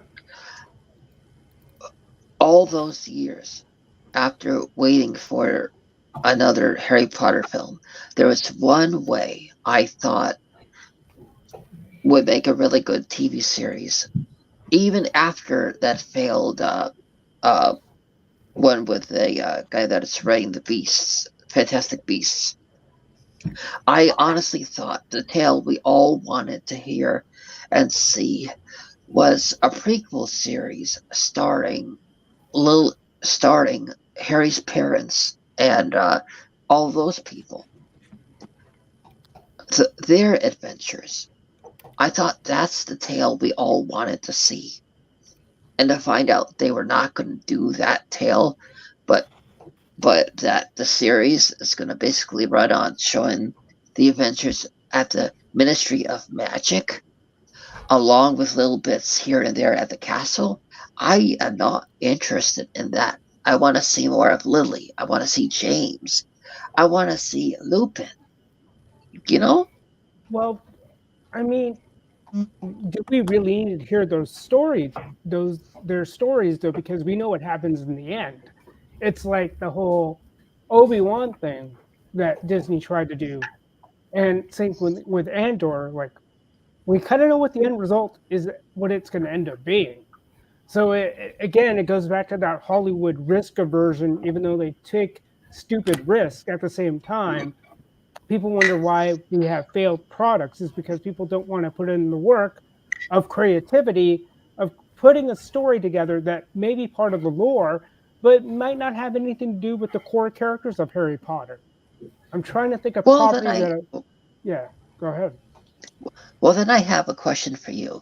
If you were to go to Comic-Con tomorrow and see the actor and actress that starred as Lily and James, Lupin and the other guy, they were only on screen for like 1-2 minutes in the entire run of the films, because all the young versions were featured in the flashback when Harry did that reverse spell on Snape, and we see the scene of Snape getting bullied, and then we see Lily and James in the Philosopher's Stone, in the mirror, and then we see them again in the last film. But would you really consider them a real, like, worth seeing? Because there's been plenty of times where people go to conventions and then they're like, well, that person's not really an actor because they were only on screen for like 5 seconds. So would you deem them as good enough people to be? No, their story has already been told. That's what good writing will do, is that within the overall scheme of the film, you would have enough flashbacks to kind of tie in the past, where you can still tie the past and then worry about the present and then the future to come. And that's why I take The Mandalorian. They could have done something totally different, but they had to inject Grogu or Baby Yoda into the series. I think the series might have taken off differently if not for the insertion of one baby F Yoda. You know what I mean? It's like they could have done without it. So you can do something in relation to the overall scheme of the story and not having anything to do with a Harry Potter. They could have done something with, like, just listening to other YouTubers, they could have done something with people from the other houses, like the people from Hufflepuff, because apparently Hufflepuff doesn't have the baggage Gryffindor or even Slytherin had, or even do something around someone in Slytherin, because maybe to redeem Slytherin in certain degrees and take it from that angle. And you don't need to do all these member berries that people are doing nowadays with a lot of the Star Wars stuff. Got to be able to have a story that stands on its own. That's all I'm saying. You can still make it related. Yeah, go ahead. If you went back and did a prequel covering Harry's parents, what's the point? They're not the remarkable ones. The remarkable one is Harry, because Harry survived the killing curse. Yeah. Obviously protected by the love of Lily. And when I say obviously, if you haven't done it, you know. But, you know, I can't think of any franchise that hasn't absolutely killed itself or caused massive problems for itself. I'm being sarcastic here by going back and doing prequels and like absolutely messing up the canon. Do you know what I mean? So make of that what you will. Right. Yeah. You don't always need the insistence in Hollywood now or in the last 20 years we should really tell the story of how it got to the point at the beginning. You don't have to, because every film has to start somewhere. We don't always have to know, you know, look at Lethal Weapon. That's almost like going back and, we should probably do a prequel film as to why Riggs got so messed up. Well, we know he got messed up. His wife got killed in a car accident and he became an alcoholic and whatever. And in the second film, we find out that it was more a hit piece on him, and that's enough. We didn't, do you know? And fortunately, they had the good grace. Well, I don't know if they covered that in the TV series, but I gave up on that very quickly. But if you see what I mean, a story can start from a point. You don't have to know the ins and outs of everything that came before. Right. You just don't need to. You know, good writing will tell you enough that you can fill in the blanks in your mind. Yeah. You can have questions. I think You I know, know when what you you're meet talking another about. human being. Sorry. No, I was just going to say, when you meet another human being and you become friends with them, you may have a glimpse of their past life, but you don't say to them, I want to know every single thing that's happened in your life and what led up to you being here today and why we're friends. It's a past, man. You'll have an overview. That's all you need. Yeah. I think I know what you're talking about. Like, a good example of the point you're making is when they re-released the Spider-Man No Way Home in the theaters. They showed more scenes of Matt Murdock, and in the way, all my point before was I would have liked to see more with those characters in the Harry Potter films, but like they did in the No Way Home, where they added more Matt Murdock, it just wasn't needed. The film, you understood the film perfectly the way that it was, and seeing it again with more Matt Murdock just felt like it really doesn't add anything to this. We know what happens in the end of the film. We know what happens in the beginning. So I see what you're saying. I just felt when his parents were introduced into the film, I honestly just wanted to see them on screen more. But I think you're right. If we would have just seen them doing other stuff kind of like when they did the Mamma Mia, the prequel to Mamma Mia. I hated how they had the characters you didn't see too much of in the first film, and the whole story they kind of teased at the end of the first Mamma Mia film. How, you know, that big twist of how he came back to the island. We didn't need a sequel. Oh, we didn't need a prequel about that. So I will say, I will eat my words, and I agree. Even though they were really good characters because they were written that way,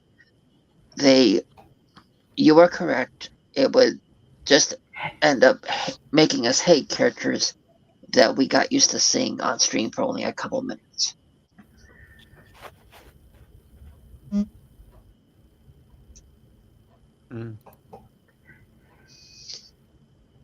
Was I quick enough?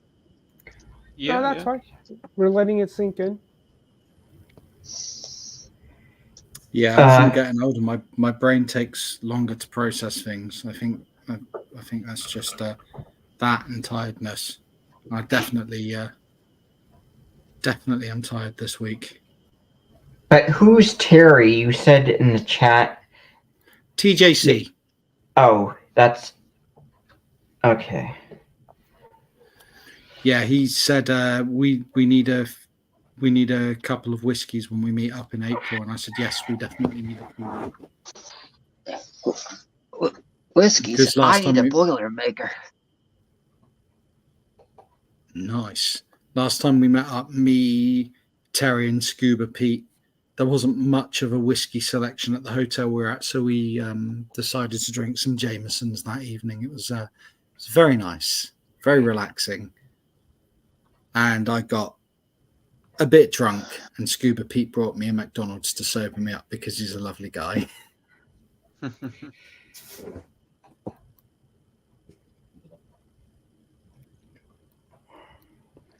Do you ever get drunk enough that Skeletor talks to you? He talks to me all the time. I mean, I'm surprised I haven't had like weird video messages or that on Messenger from Skeletor. I'm surprised by that. You may well do. You may well do. I've got another toy that mugs Skeletor off anyway, so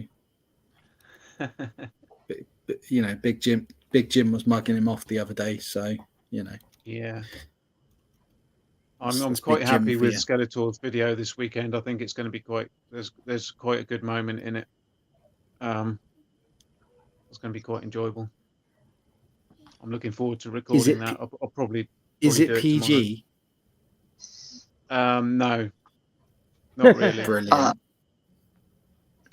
If I may ask, were you surprised I was so thorough with that when you because I responded to every single snack that you had listed was in being sold in Eternia. Did you notice that? Yes. Yeah, I did notice that. Yeah. Well done. So, thank you. You know, I'm actually, when you told me all those, I was like, please, can you make those? I would love to try a bag. You listed, what, like 10 of them? And my mouth was watering by the end of the episode. Oh. I was like, oh, great. Now I want to go out and buy a bag of each of these. Yeah. Right now, I'd take a Poundland ham and cheese sandwich. Oh, blimey. Mind you, they're not as bad as you think, are they?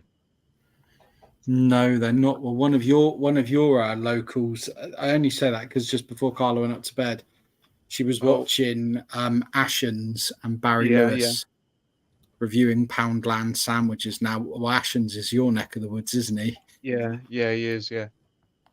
Yeah, he How does. do you feel about love cheese? the old Poundland. How do you feel about?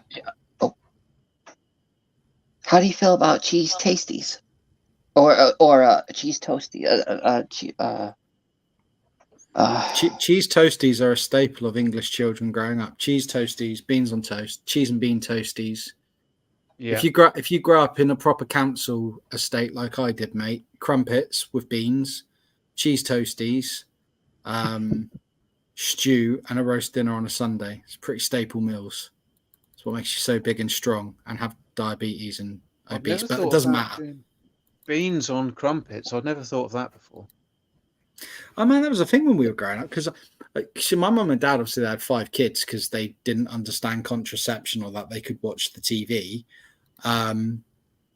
So, and we were all pretty close together. So they were obviously on quite a tight budget.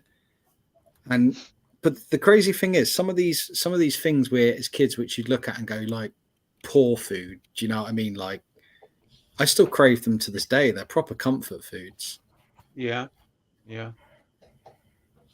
Still love a bit of spam in a frying pan, fried up. Bit of bread, bit of butter, bit of ketchup. Oh yeah. Yeah, nice. Yeah.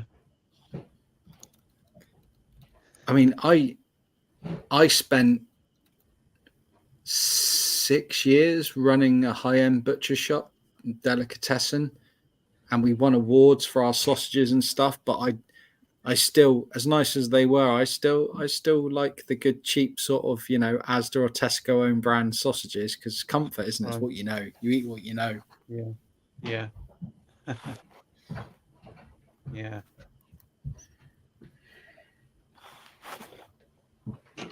Since you're in the works on sausage, weird. Oh. Sorry. since you're in the sausage, did you always have sausage on your pizzas? No, not really. I mean, grow. I mean, now I have. If it's not as hot as the sun and doesn't burn my taste buds off with spice, I don't. I think, but that's probably 20 years of smoking 40 cigarettes a day. But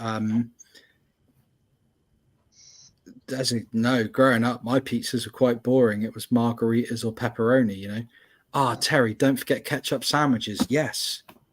Dave, did you have ketchup sandwiches, mate? Aren't those called hamburgers salad or cream hot sandwiches. dogs? Oh.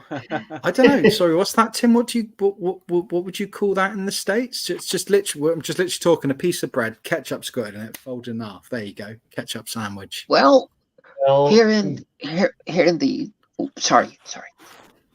yeah, we usually just put a hot dog or a hamburger in there with the ketchup. We used to have Nice. salad cream sandwiches. They're nice. Do our American cousins do you have much salad cream in the States? Because we weren't really. Yes. I remember a time. Yes. Dave, do you remember a time Yes. when mayonnaise wasn't a big thing in the UK and it was all Yeah. about salad cream? Yeah. You didn't have mayonnaise on anything. It was salad cream. Yeah, I love a bit of salad cream. Salad cream and chips, mate, is lovely. Sour is cream or amazing. salad cream? Salad. Sour? Salad Okay. cream. I don't know what that is. It's Sour a cream bit is like- delicious. It's like a tangy, vinegary kind of white sauce. It's hard to describe, really. It's lovely. Oh, It's like if ketchup was albino. It's Okay. I could go with that. beautiful. Yeah, it's really nice. Lovely. Because when I was growing up, a salad in the UK was literally a bit of lettuce, a few slices of cucumber, a chopped up tomato, and maybe a bit of grated cheese with salad Yeah. cream on it. That's your salad. Yeah. Yeah. Oh, and a boiled egg if your parents were feeling exotic. yeah, in Oh, the what UK you say tomato instead of Yeah. tomato. Yeah. Well, actually, that helped the song to be created. You say tomato, I say tomato. You say tomato, I say tomato. Tomato, tomato, tomato, tomato. Let's just call the whole thing off. I say aluminium. You guys say aluminum, I believe. Yeah. But when that word was originally kind of written, it was aluminum to begin with. That's the one they've got us on. Yeah, And and that's They the got one. us on that one. Yeah, Yeah, and the the extra I was only added to make it sound more like some of the other elements in the periodic table. But the original word actually was aluminum. Oh, well, there you If go. you knew how many kids that word stumps in the in that competition, you would have if they gave you a nickel every single time that word stumped a kid in those word competitions, you would be a rich man. Okay. So does So- saying that Yeah. the closest to salad cream is Miracle Whip. no, I think Different Miracle flavors. Whip's like vanilla. It's more like a vanilla, Oh, like frosting What's or pudding. to send whip to quote Stewie from Family Guy? What's Cool Whip? Oh, it's a mayonnaise variant. It's Cool a Whip. I don't know if it's a Cool Whip. That's Cool Whip. No. Cool Whip Quite is like like a saying that. frosting sort of thing. Hey it like now, Whipped hey whipped now, cream, squirted whipped cream. or something. Yeah. hey now. Cool Whip is a staple to a happy marriage. Depends Ah, on what direction we're talking about. yeah, I was going to say. Is it just like icing then? Is it just like icing? Not, maybe. Not. Yeah, you could say that. Icing would probably be the closest analog. I 'Cause thought you it was guys maybe don't- like do you Angel guys have- Delight or something like that. I don't know. Do you guys have Angel Delight in the States? Please tell me. I you don't do. know Nope. what that is. Nope. So it's a powder. It's a powder, right? And what you do is pour it in with like however much milk it says, and you whip it like crazy for 5 or 10 minutes, so you get the electric whisk out if you're posh, and then it thickens up, and you put it in the fridge for half an hour, and it's just like a mousse, and you can get like strawberry, raspberry. What's the one I like? Butterscotch. That would Butterscotch be is the one close. for me. That would be Yeah. something close to heavy cream or whipping cream. But this is amazing. This is just like butterscotch Angel Delight, mate. I can polish one of those off on my. That was a Sunday. Do you remember growing up, Dave? Like if you were being spoiled on a Sunday or something, your mum or dad would knock up a couple of Angel Delights and do them into like the little glass bowls. And after you had your roast, if you ate all your roast, you could have a bit of Angel Delight. Yeah. Oh. I love Angel Delight. It's lovely. Really nice. I mean, Terry said about Bird's trifle. Yeah, trifle. My mum my mum still makes a mean trifle. My mum makes a proper traditional, what I call English trifle. Yeah, I like a trifle. What about a bit of bread pudding? You know, when they're using up the last of the bread for the week. Did you ever have that growing up, Dave? I No, I did. never really had Bread it. pudding is No. delicious. I love it so much. It's my favorite dessert. No, is it a love bit like it. spotted dick? It's sort of like, so what they do is they soak the bread in milk, if I recall, and you push it all into a bowl and you mix it with like cinnamon and brown sugar and currants and stuff, and you bake it.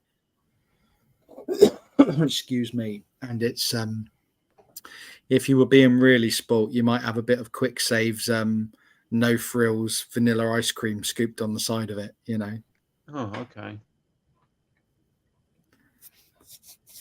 I don't know if you had Quick Save where you grew up, Dave, but remember Quick Save?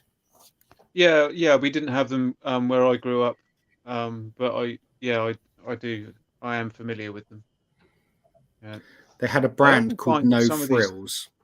Yeah, I find some of these cheap brands are actually nicer than the known brands. There can be something quite nice about them.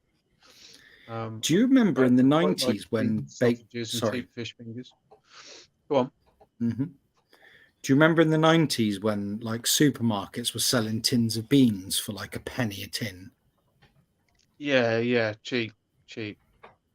Like there was this weird thing in the UK with baked beans, and one supermarket famously was giving you a penny if you took a tin of baked beans on it.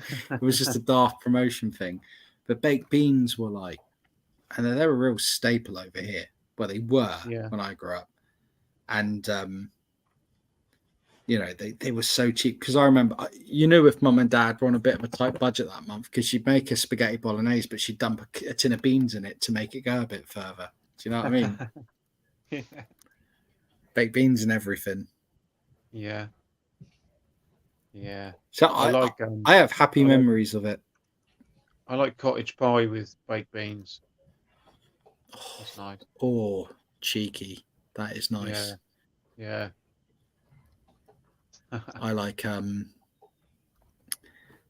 lots of weird things from growing up. I mean, that we're all in here now with people in the chat and that. There must be certain foods that you eat and they just trigger that part of your brain that takes you back to like 80s, 90s, whatever era you predominantly grew up in.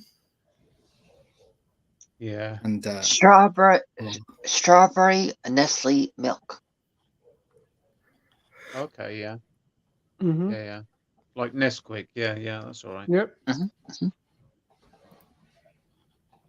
Do you remember there was that drink you could get, David? I think you still get it. And it was called Crusher, and it was like a syrup, Yeah. and you'd pour it in with milk, Yeah. and you'd make. But I never liked it like I like Nesquik because I found it was a bit weird tasting compared to. Oh yeah, I used to have that Crusher quite a bit. That was nice. Did you ever get dirt cheap ice cream that your parents had bought? Pour a tiny splash of blackcurrant cordial in it, whip it up, and then refreeze it to make your No. own special. You I missed out, sir. I want to do that now. I want to do that now. That's what I was saying. I was like, I want to do that now. Yeah. I have a wonderful recipe.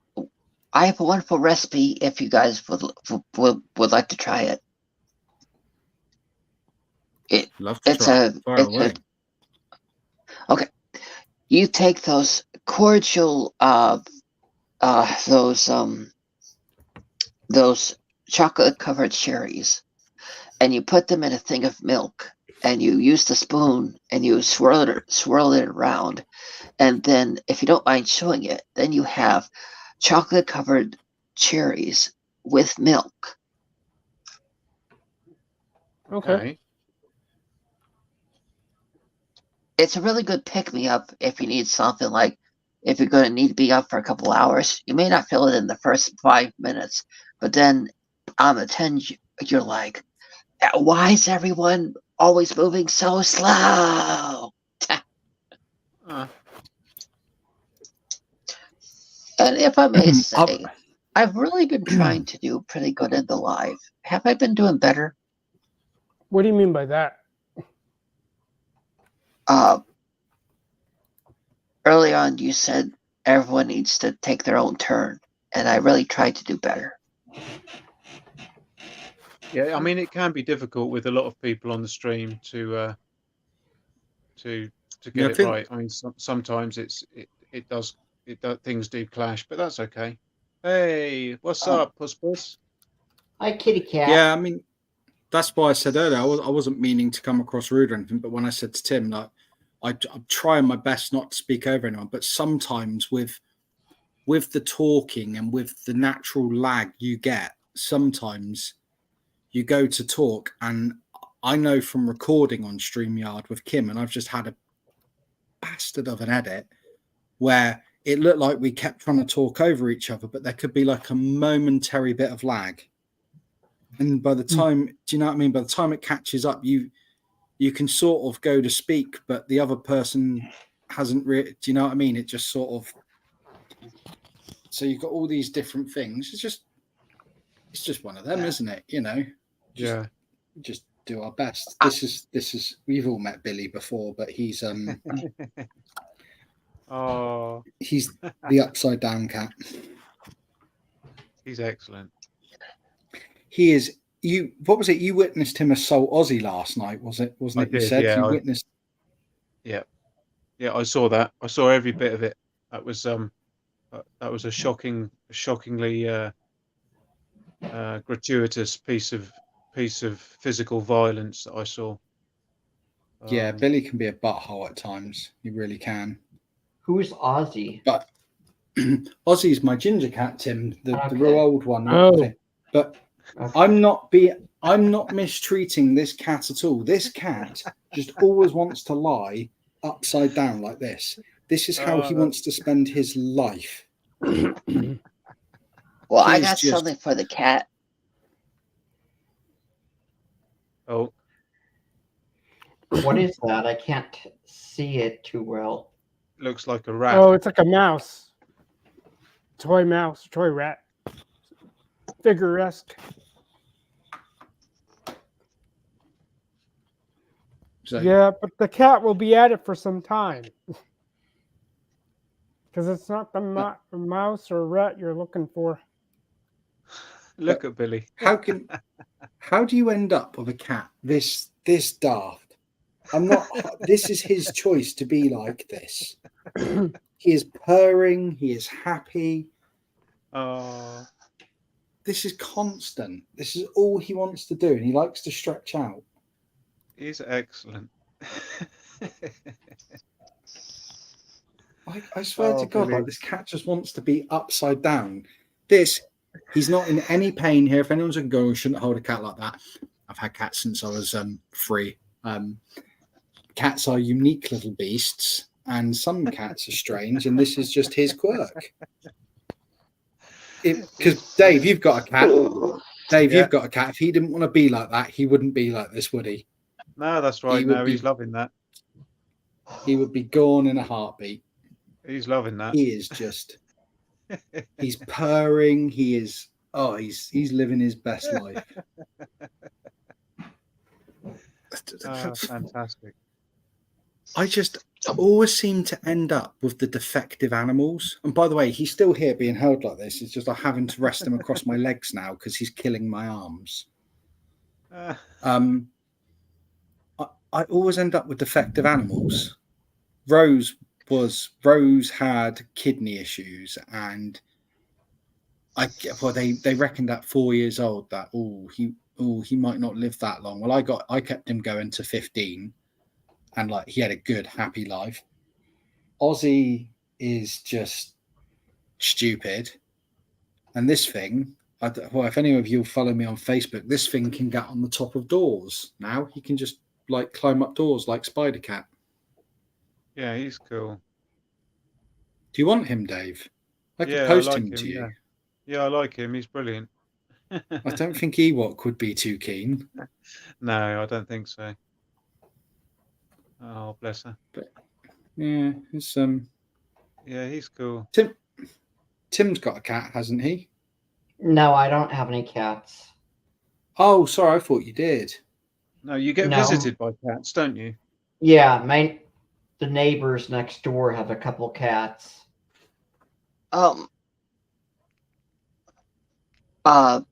Monkey Boy, can you please grab a pen and paper? Yeah. What are you doing, Bill? Yeah. What am I writing?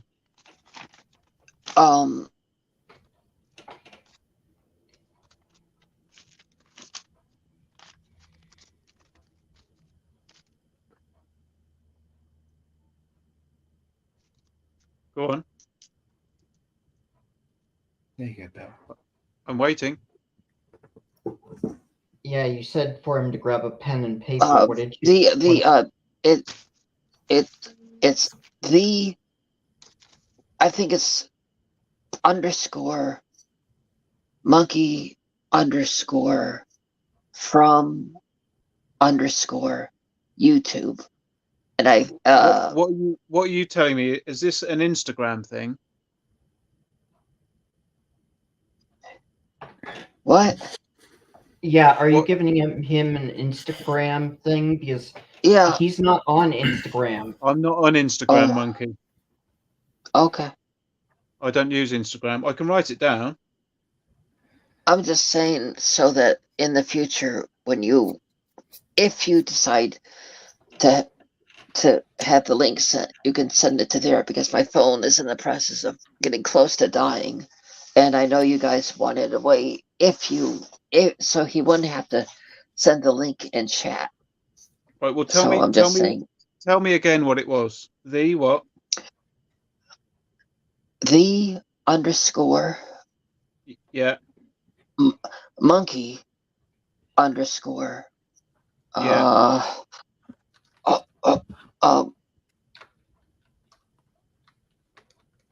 Go on. The monkey _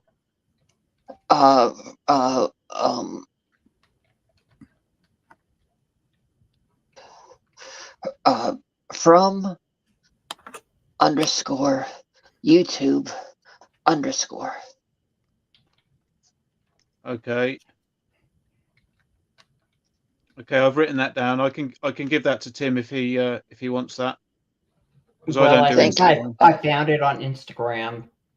Oh, Monkey, Tim's found you, mate. But it says that it's a private. It says it's private. So I have to. I thought I made it unprivate. Well, it says the monkey, and then some or underscore, or it says the underscore monkey underscore from underscore YouTube underscore. So I requested a follow, and it says that it's private. Follow to see their photos and videos, and it shows a picture of like a banana covered pot, a cake or something. That's Yeah. all I can see. Oh, I got your request. Oh wait, what happened? Hold on.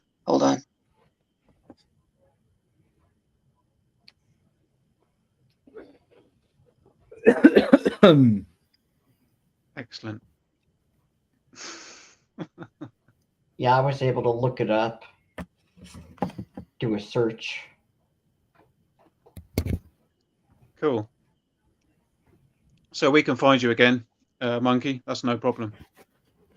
Tim, have you got anything to show that you got this week, other than those DVDs?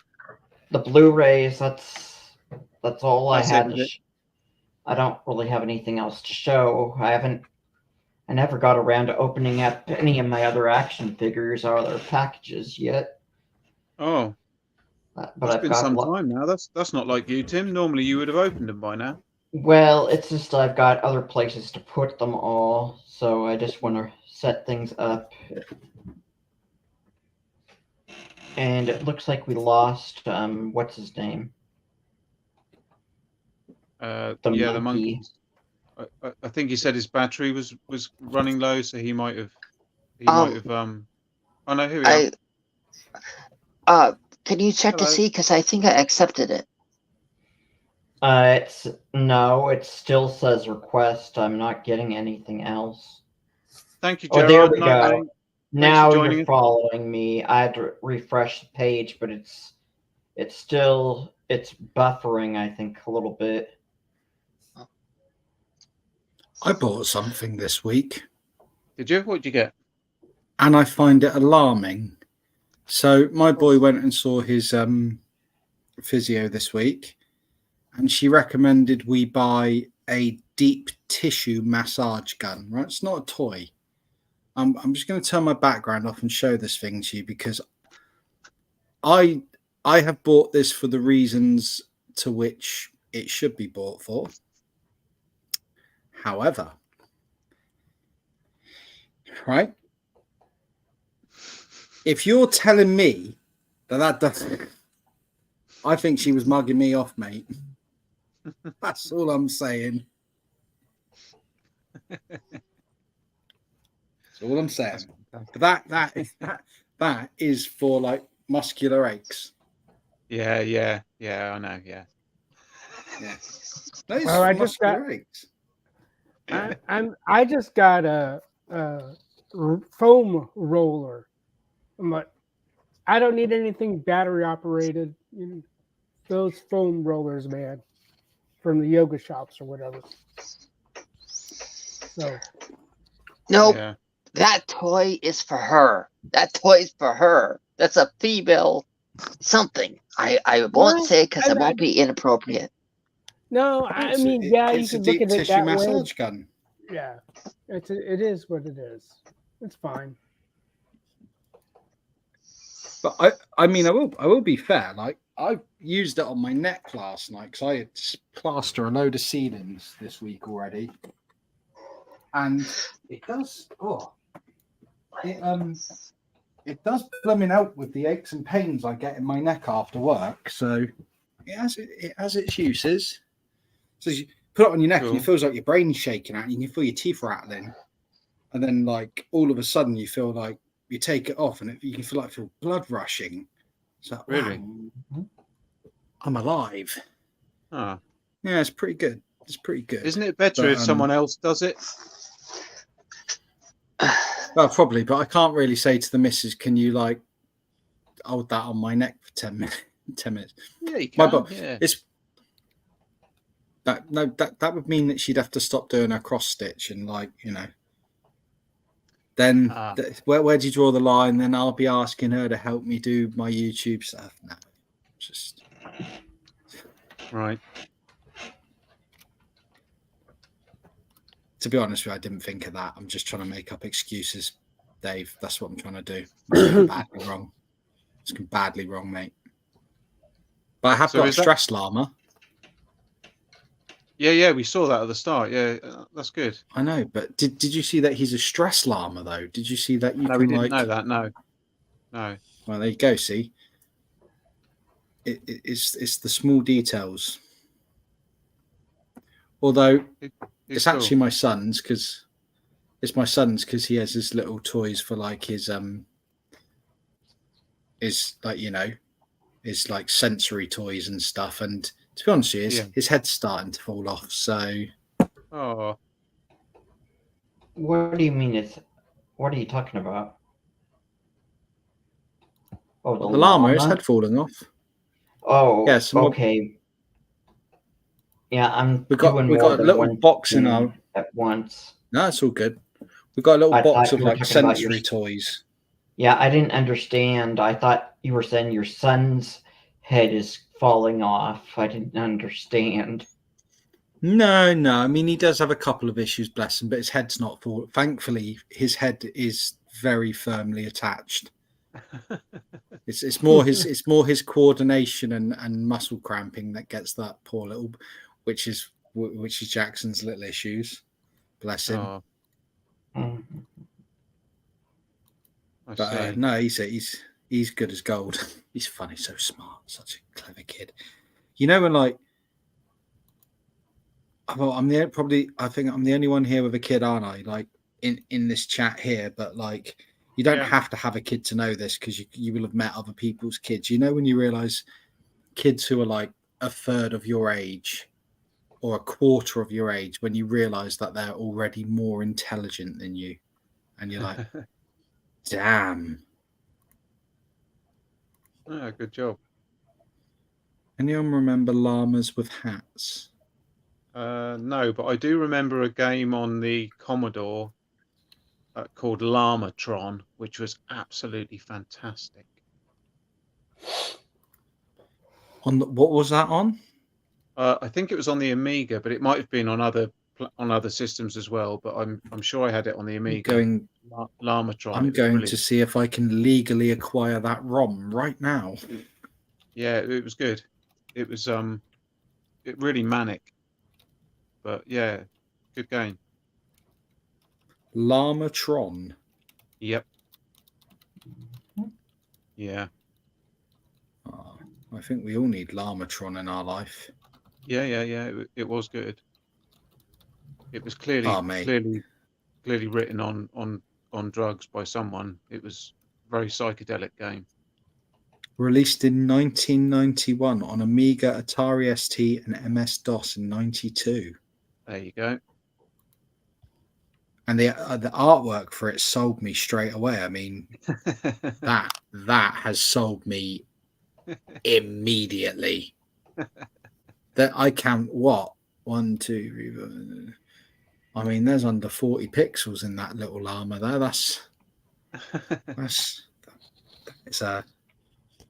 I'm on that, mate. I'm on that little device you're going to buy or play Llamatron, mate. If you put it on there, excellent. No problems. Well, I doubt I'll play anything except Castle of Illusion and Lucky Dime Caper. I've got Castle of Illusion on mine. It came with that. Does it come with stuff? Preloaded with stuff? Yeah, about 20,000 games. Oh, right. Crikey. I didn't realise I pay. It's tons of games on it, man. I mean, for some the only Billy, stop assaulting Aussie. Billy's assaulting Aussie again. Oh, see Aussie sat there, bless him. Oh, yeah, man. It comes with loads. I mean, it's probably got most of the Game Gear library on it. Okay. Good portion of the Master System library. I mean, if it's got a ton of Mega Drive games, but I've got a full ROM set for Mega Drive anyway. That's not a problem. Okay. Or maybe when I do get this device, I'll see what it's got on it, and if necessary, I'll have to send it to you, and Well, you can because do of course, something. because of course you own all these physical copies of these games, of course. Oh So yeah, it's not yeah. a I've got them problem. all. I've got all the physical ones. Yeah, yeah, definitely. Yeah, perfect, perfect. Then we've got nothing to worry about. Excellent. I've got a basement just full of computer games beneath me. I'm like John Riggs from the immortal. Not John Riggs. I'm like the immortal John Hancock. You know that channel Oh, on YouTube. yeah. He's like friends with Metal Jesus. I don't know who Metal Jesus is. He's a YouTuber who does retro gaming. Okay. And he plays metal music in a band, and he's got long hair and a beard like Jesus, so he's called himself Metal Jesus. Because why wouldn't you? Why wouldn't you? So Cool. has Monkey vanished? Is he? I've got a feeling he said his battery was low, so he might have crashed out battery wise. I'm not sure. He may have become one with the Force. The Force of flat batteries. Anyway, Tim, we've been going 2.5 hours. Do you want to when do you want to call time, or do you want to go for 3? Does the monkey have a YouTube channel at all? He does, yeah. Because it wasn't listed on his Instagram, so I wanted, if anybody has the link for it, could they put it in the YouTube chat? Because I can't find his YouTube channel, and I wanted to be sure I was sub to him. I don't know if I can do it on my tab, because my tablet is so slow it won't let me do anything while I've got something running. So I'm not sure if I can do that, to be honest, because I'll crash my tablet if I do. I'll have a look. His channel is called The Original YouTuber the Monkey, as far as I'm aware. Shoot, my phone's ringing. Hang on.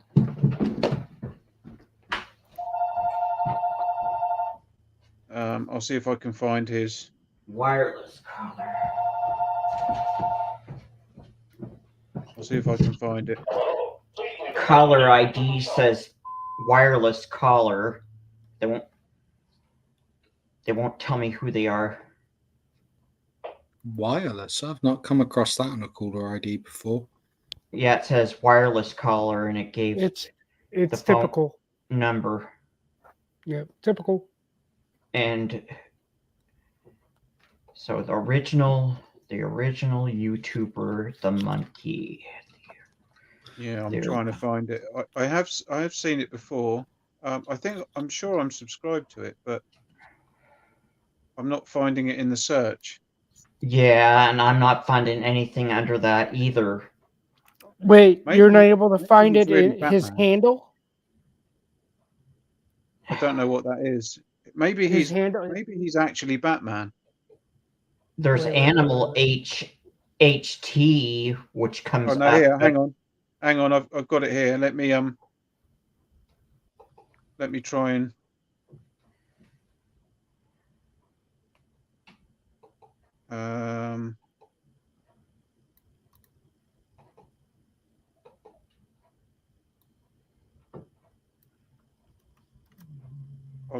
I'll see if I can post it in the chat. Hang on. I've just got to give my tablet time to think about things. If I press things too quickly, it'll crash. Right, here we go. Hang on.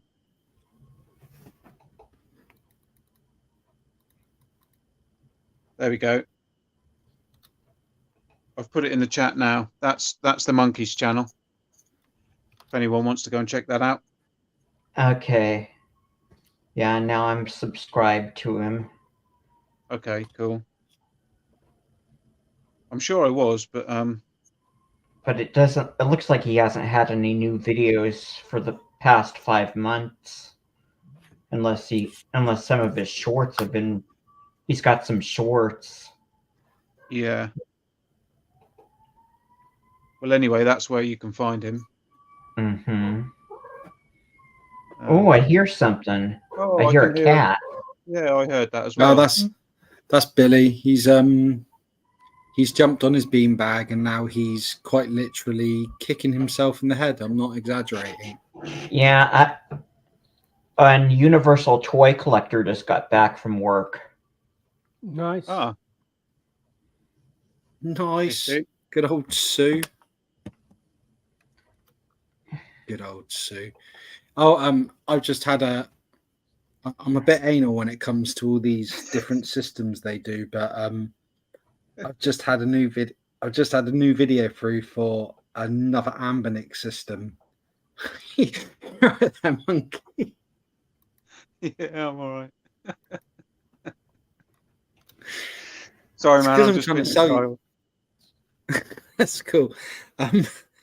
Yeah, they've just released another system which has got all the buttons, but it's set up. It's an Ambinic, but it's set up with the same buttons as a 6-button controller for the Oh, okay. like Mega Drive, but it's still got the shoulder buttons.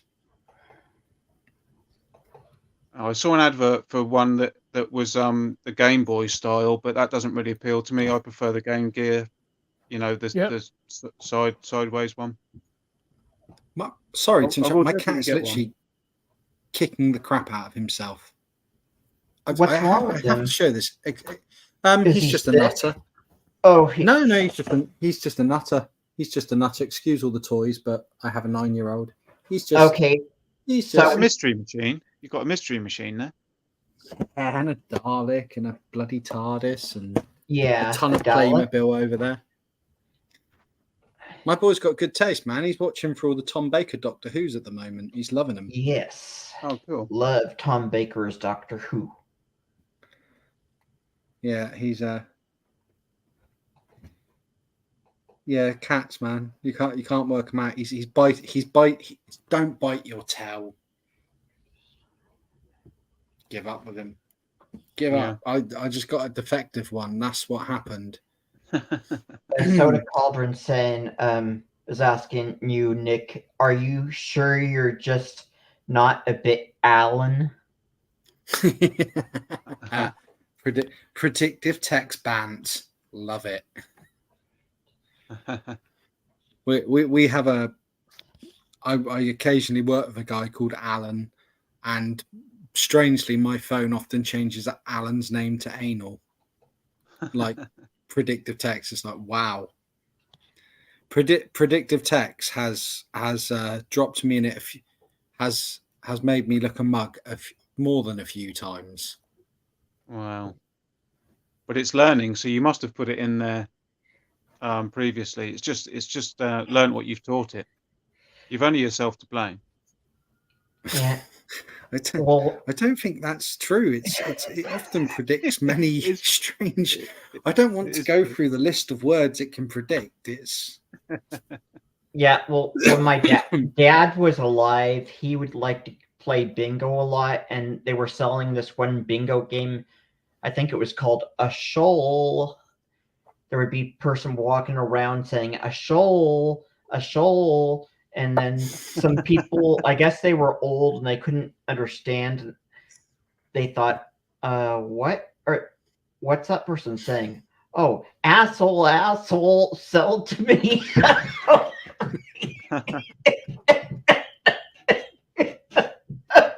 oh, you got to love someone shouting that.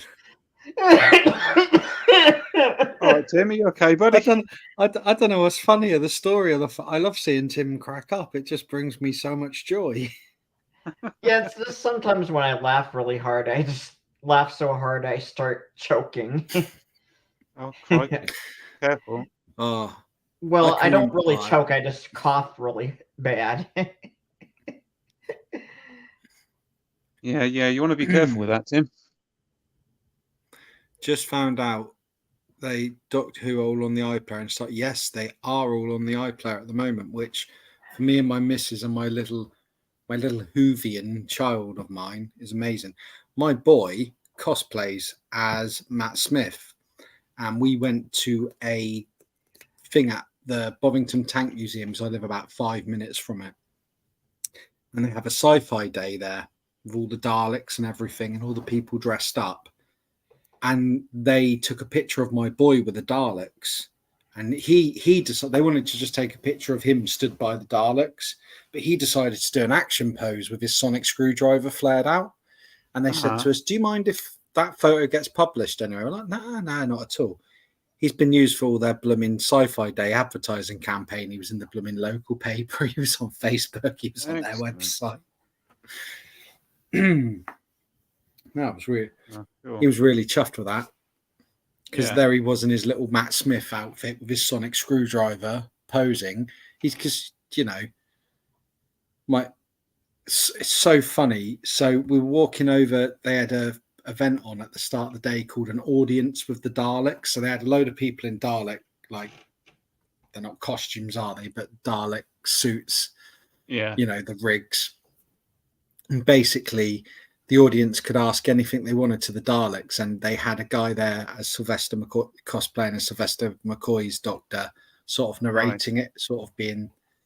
Anyway, he's on the PA and he sees Jackson. We're walking across to an audience for the Daleks, and we just hear him over the PA because he obviously looked at Jackson, goes, "Oh God, there's another one of us arriving," and Jackson just shouts, "I'm here, I'll sort him out." And he runs up to the Daleks and just starts holding his Sonic at them. I'm like, this kid's a legend.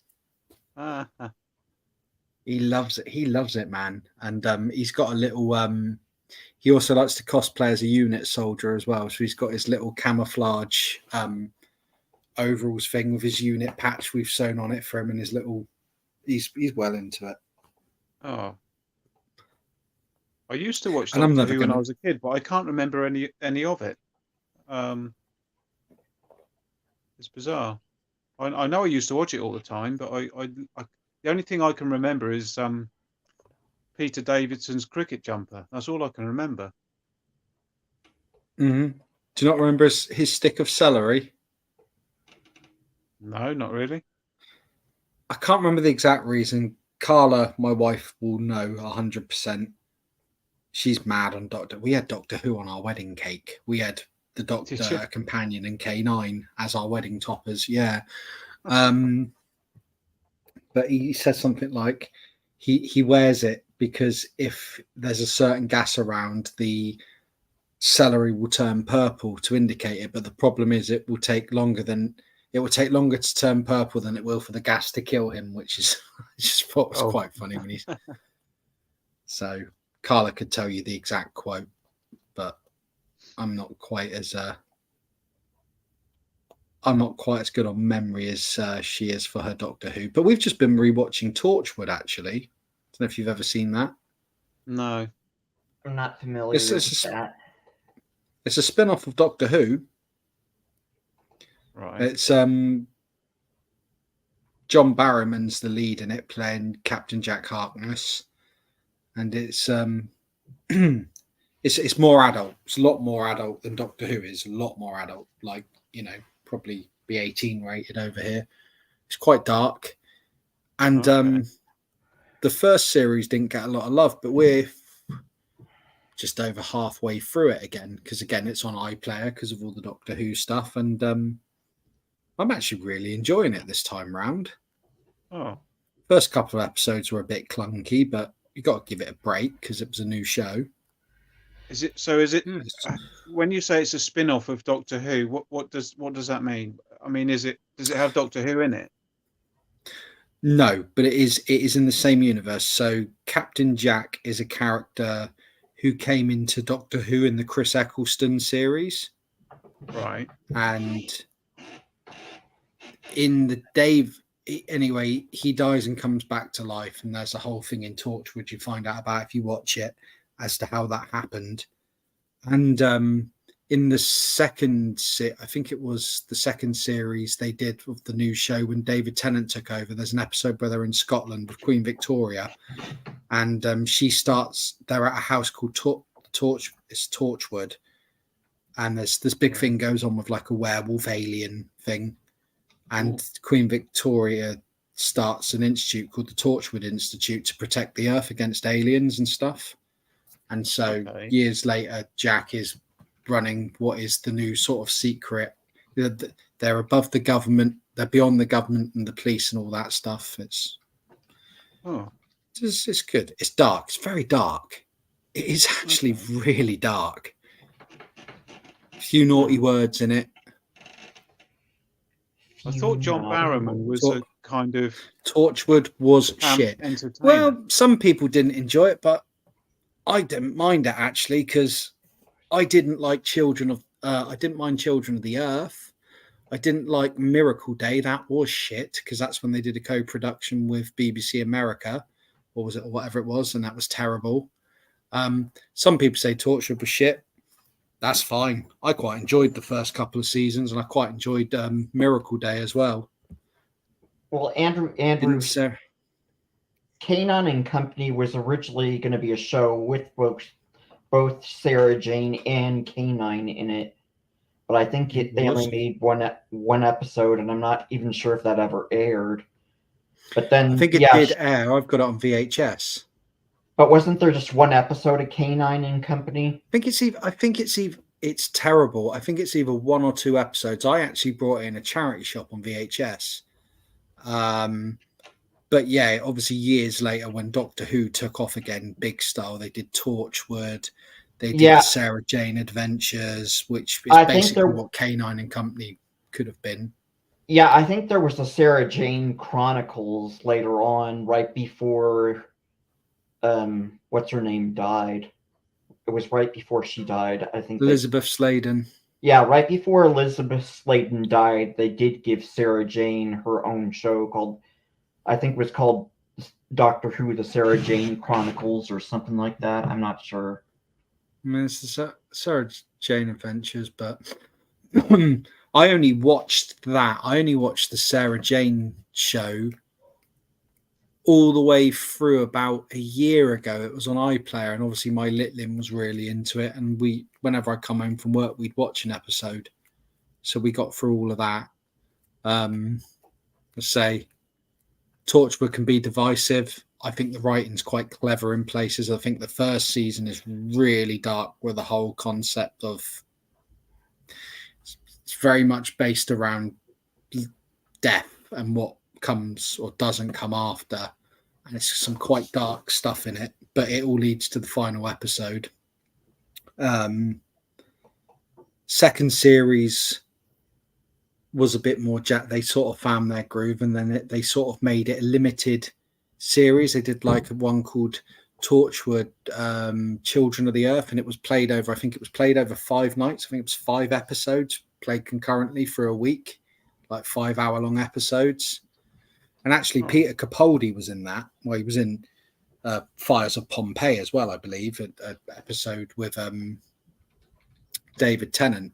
But obviously, Peter Capaldi went on to play the Doctor. Yeah. So Peter Capaldi's appeared as a couple of other characters in continuity. And that's why there's the whole thing when Peter Capaldi becomes the Doctor, referencing about picking a face. It's just this weird little bit of dialogue he does. So, yeah, sorry, I'll shut up because Doctor Who can bore the crap out of some people, but it's all right. I just don't really have any frame of reference for it because I did watch it definitely when I was a kid, but I'm not sure when I stopped watching it. But I haven't seen any of the Matt Smith ones. I haven't seen any of the David Tennant ones. I don't actually think I've seen any of the Paul McGann ones either. I think that's probably where I stopped. Paul McGann only did the technically he's done 2. He did a lot of the audio books, and he has, he had his own one in 96, which was the Doctor Who TV film, which he was good, but it was a crap story, co-production with America. Then for the 50th anniversary, he did a real short episode that was on iPlayer, which was him regenerating into John Hurt's Doctor, the War Doctor, which I know you've got no frame of reference, but to the story of the 50th. Right. And he did appear, I think, he was in the last episode that Jodie Whittaker was in sort of weird sort of transient death scene. Will she regenerate? Won't she regenerate? Thing. So he's appeared in it a bit more. Oh. But I mean, dude, you like physical media. I've got the Chris Eccleston series in double on DVD because I bought originally I bought them as individual DVDs as they were coming out, and then I bought the box set in a charity shop for £4 to complete my box set. So you are more than welcome to the first physical season on DVDs. I can post them to you if you want to watch them. I don't know if I'd watch it, to be fair. I'm not sure. I've never really. I was never into Doctor Who or Star Trek, really. I don't think. I definitely watched Doctor Who, but I don't remember any of it. I'm not sure I'd pick it up again. It's very kind, but maybe we could do one of our internet date nights, and I could tempt you to just watch one episode, the first episode with Chris Eccleston in. Yeah. And if you hate it, I'll burn the DVD in front of you. And if you love it, I like Christopher. It's interesting because I think he's a good actor. So I've never seen that. It's strange because my dad never liked classic Doctor Who. He wasn't into it at all. He hated it, and then he caught a couple of the episodes just before me and Carla moved in our first house. We were sort of living between her mums and my mums before we moved into our first house, and he caught a couple of the Chris Eccleston episodes, and then he watched them through, and now he's now watched all the new Who, and he really enjoys it, but he hates classic Who. Whereas I think classic Who is, despite being on a shoestring budget, a bit cheesy in places. Yeah, in a lot of places, I prefer classic Who, truthfully. But it's interesting that a guy who didn't like the classic stuff quite likes the new one, because it's all still it's a continuation. It's not like they've written off the past and started again. It's not a remake, it's a continuation, but the format's very different in the new ones. Okay. It's not as slow burning as old Who was. It's a lot more fast paced, shall we say. Okay. But you don't have to watch an episode with me. I won't hold it against you. I won't stop being your friend. I'm open minded enough to give it a go. Like I said, I haven't seen it since I was a kid, so I think it's been back for like 20 years now, or nearly 20 years since it's come back. Wow. Like, it must be, because I remember going to the cinema to watch the 50th anniversary one they did, which was like a film as such, TV film. And we're on the 60th. We're just about to hit the 60th anniversary, but yeah, it must be nearly 20 years, if not 20 years, since it's come back on screens. Wow. That makes me feel really It just old. makes me feel old. Yeah. I think, it makes me feel really old. Well, I don't think like this being we're old a few thing. years ahead of you yet. Yeah. Well, you're always going to be ahead of me on that front. Yeah, sadly. Well, I was really chuffed last week because I was 39 on Friday. Yeah. And for the longest time, I thought I was going to be 40 last Friday. And it wasn't until Carla said, "No, you dick. We're 30," because we got the same date of birth, me and my missus. Yeah. And everyone was, because that's really weird. I know, it's weird. Who'd have thought it? I didn't marry my twin sister, honestly. And yeah, I was really chuffed to hear that. No, it wasn't my 40th last week. It was my 39th. I was really happy with that. So That's as not you so and Carla bad. have got the same birthday, does that mean you don't get a birthday? I would happily, honestly, I would happily not do birthdays, because, like, for me, but because of Carla, I by default I have to have a birthday, don't I? Because you can't just celebrate her. It's like everyone. That's the thing, because all our families are all used to us having the same birthday. So everything's always done together. What it has Oh. meant over the years is we've had a few cool, like amazing presents, like a new TV and stuff as like a joint birthday present. Right. So we tend to get like, if occasionally they'll buy us, not every year, but sometimes they'll buy us something or pay for us to do something as like a joint birthday present. And because they're paying for two, that's quite cool. Yeah. Carla's only 7 hours older than me. Right.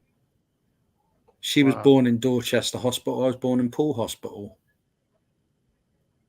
7 Wow. hours apart. And when we first went out sort of together after she harassed me to go out on a date with her.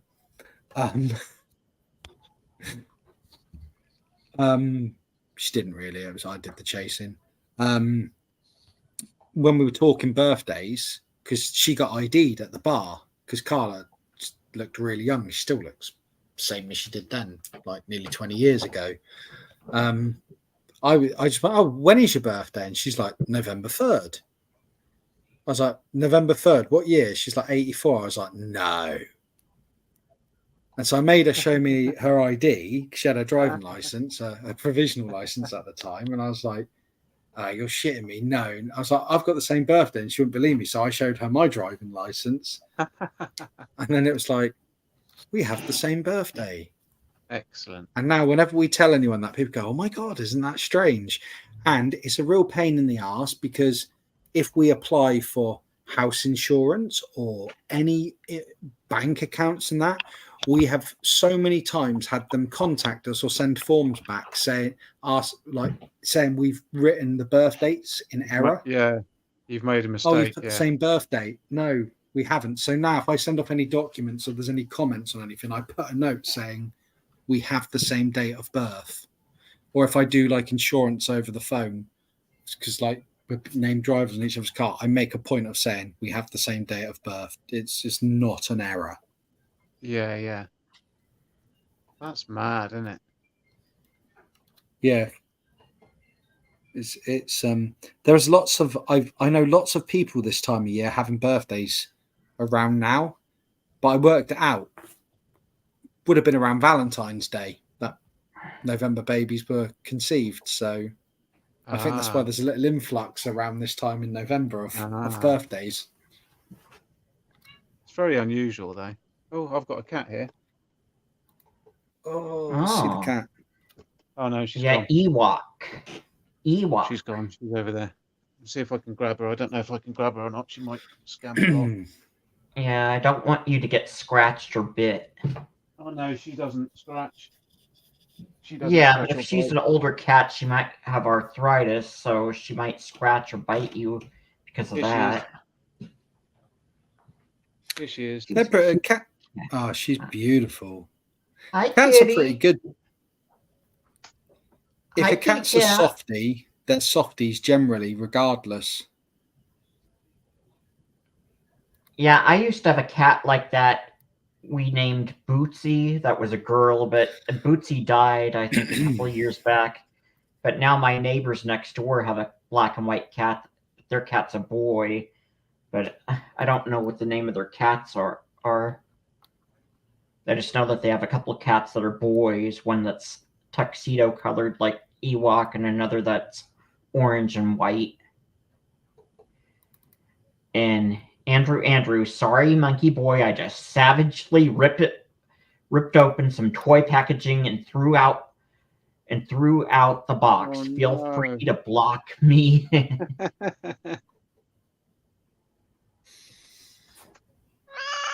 Yeah. Oh man, yeah, you need to put her down, Dave. That's because she got a claw. She got a one of her claws caught in my top. She's Yeah, all right. I think she might have arthritis. Yeah, since she she's does. An Yeah, older cat, so yeah, she has painkillers. Ozzy's got arthritis in his back legs. Bless him. He's happy as they come, but what you notice is he, apart from the fact he now sleeps 22 hours a day instead of the standard 20 hours a day cats sleep. Yeah. Well, cats sleep He doesn't a lot. jump up anyway. high anymore. Yeah. Ozzy doesn't jump to anything. He'll only go up high if he can. Small steps up stuff. He doesn't. He used to jump on the.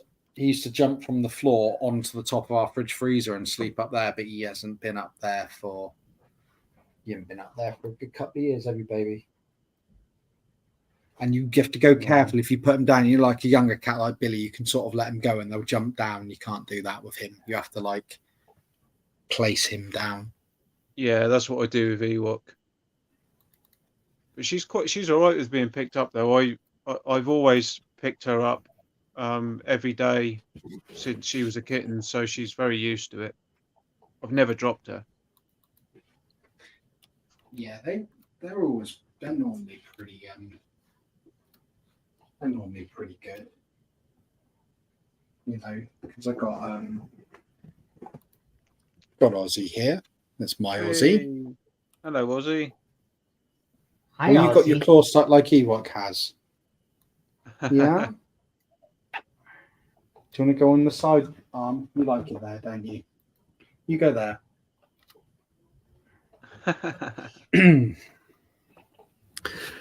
Yeah, 16, aren't you, matey? Yeah, I'm sure Ewok is 15 or 16. I think we got. I'm sure it was around 2007. I got her when she was a kitten, so I think she's 15 or 16. Yeah, that we got Oz when he was I think Oz was 8 weeks old when we got him. Oh, Billy, we think, was around 6 weeks old when we got him, but he was a rescue. He was found like. Oh, Oz, he's the man saying you've overshared. Oh. But don't know how they paint little tiny bits on these smaller toys. Guess that eyes haven't been ruined yet. But no, I've always had cats my whole life, man. I love cats. They're good, aren't they? They're absolute assholes, and if they were human beings, you wouldn't have friends who act like that towards you. But I mean, Yeah. I don't know, man. I mean, apart from things like Billy chewing up vintage blooming glasses from like action figure sunglasses. Yeah, I'm talking to you. Okay. Oh, you're licking me. That's a nice big kitty. He's just licked me on like in the eye.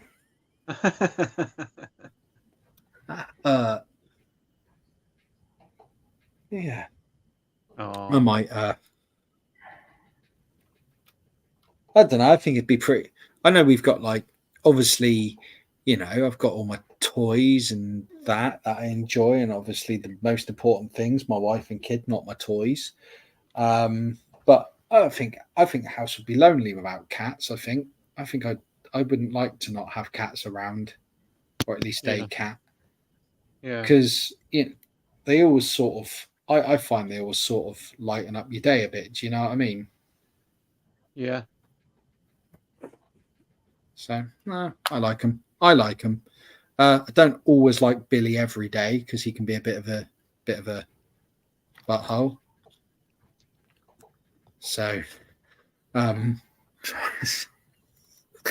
someone's just texted me something very obscene. I can't say it.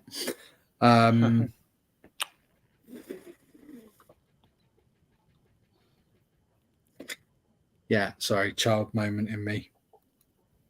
And Andrew's saying he doesn't know how they get the how they're so detailed with the paint apps. It depends what you've got, Andrew. It might well be that the item you're looking at has been tampo printed, or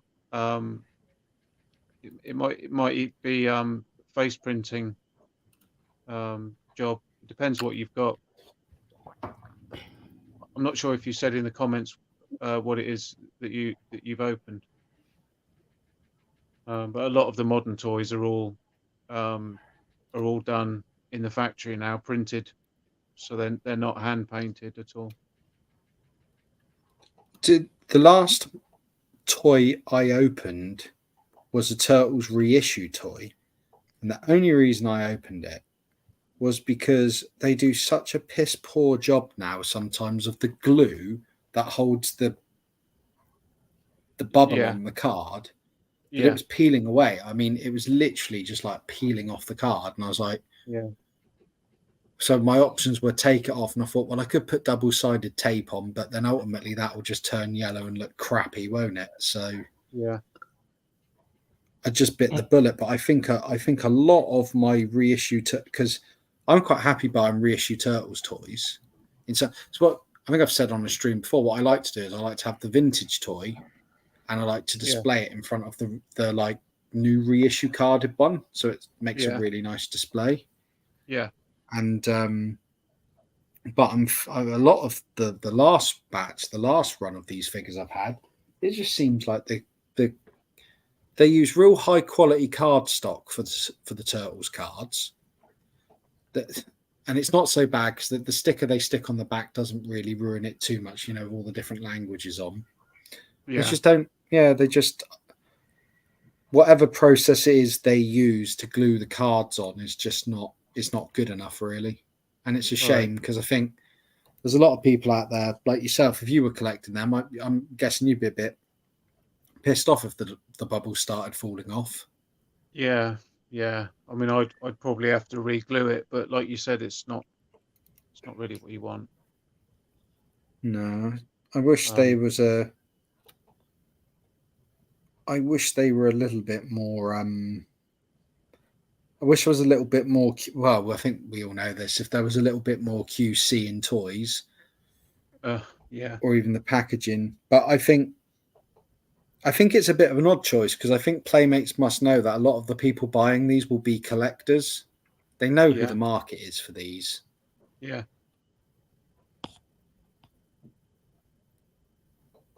So yeah. Soda Cauldron is off. He said it's sleepy, snoozy, snooze time. So thank you, Soda. Cheers, buddy.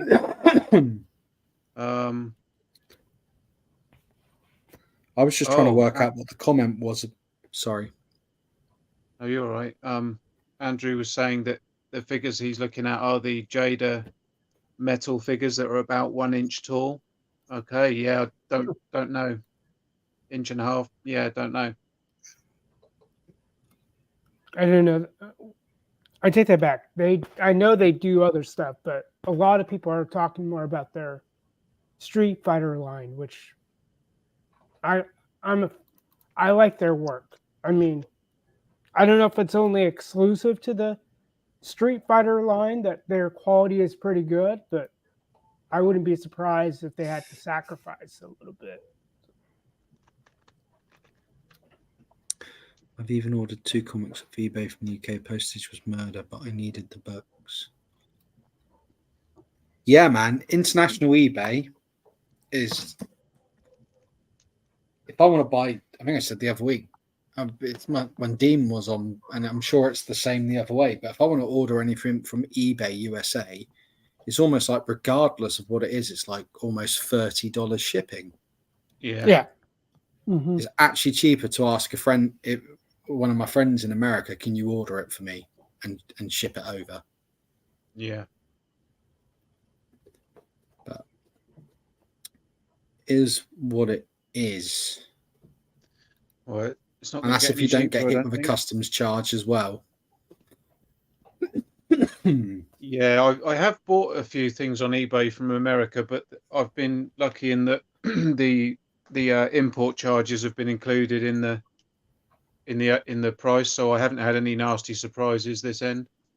But yes, Amazon, if it's not included, it can add, like you said, a good whack onto what you've already paid. Amazon do that now. I've ordered a few bits from Amazon US now. I figured out how to get around it.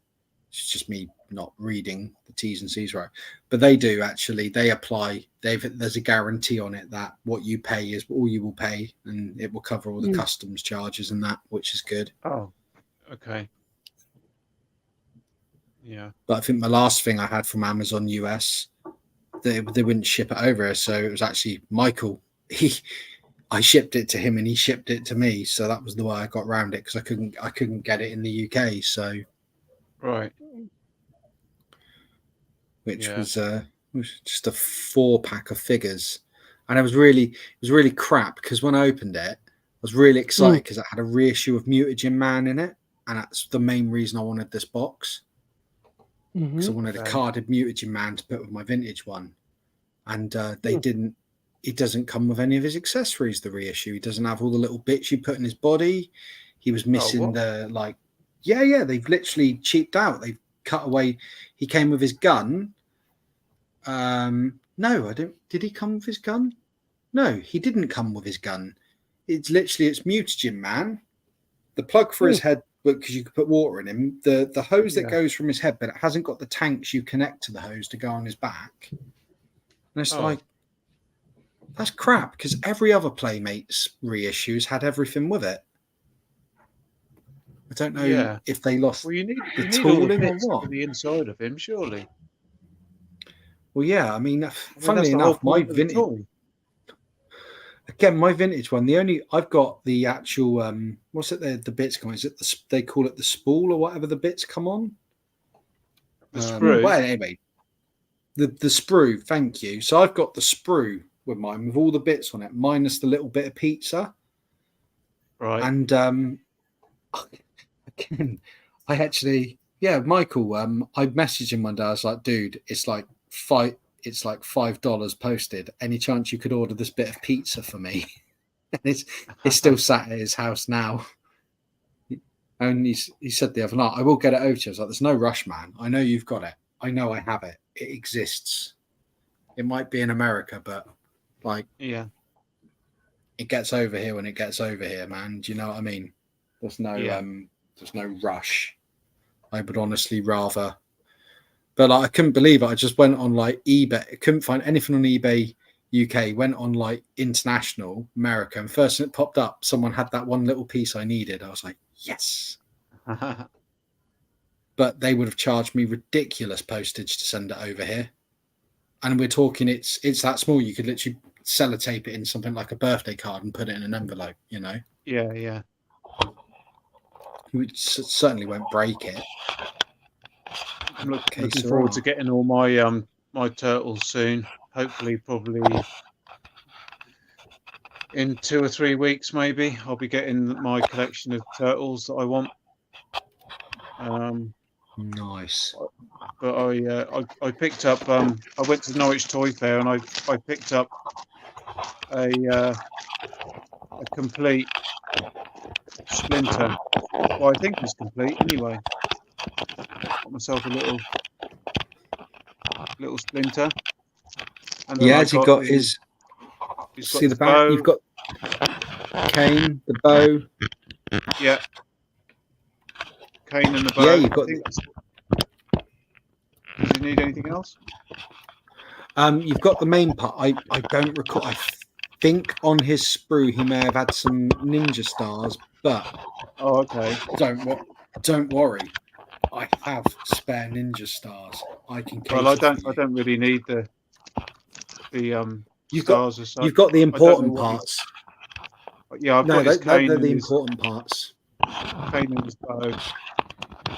Because you remember his cane, you've even because the cane pulls out as like a sword. You've got the sheath for it as well, so it's perfect. Yeah, and I think he's all. The rest of him's complete. I don't know if the back of his thing is supposed to look like that. It looks like it might be on a bit back to front. Yeah, you might have it on backwards. Unless that's just torn. Well, it's a really stretchy. On the reissue ones, they don't use that fabric. They use that knitted nylon toy knit stuff. Oh, okay. But yeah, I'm not great, sure. Man. Maybe I have got. Maybe that is on backwards. I think I display. I think, but then saying that, Dave, actually, if you undo his belt, you might just be able to pull down the front flap a bit further, and then wrap, because I think it's just pulled down a bit low at the back. You should be able to undo his belt and pull the front down and sort of make it 50-50, and then put the flaps back round and clip the belt back together. The flaps go around at the front, do they? I believe so, yeah. That's how mine is. I bought mine from Leicester. I brought mine from Leicester Vintage Toys, Leicester Vintage, when I was up there with Scuba. I think I got Joe knocked it down to, I think, 25 quid for me. So I don't know what you paid, but 15 quid. Oh, mate, you got a bargain. That's absolute steal there. You cleaned up, mate. Yeah, I thought so. I couldn't let him go for 15 quid. I was like, yeah, I'll have that. I'm just to get the bow and the cane and the belt and the cloth goods, you did 15 quid. Even though I've got him, if I'd have been at a toy fair and saw a Splinter at that price, I'd have had to have had him. Yeah, I thought it was a good buy. I'm just trying to sort it. Bloody hell, its clothes are fiddly, aren't they? Yeah, they're a pain in the ass to dress. Shredder's cape is even more of a pain. Really? Oh. Now, if you get a Shredder and he doesn't have the belt, I have a spare Shredder belt in my spares. As far as I'm aware, all the ones I'm getting are complete. The guy asked me if I wanted the weapons on a sprue, and I said actually I'm quite happy with loose weapons, because that'll be a bit cheaper. There we go. Is that? Oh, I don't know if that's much better.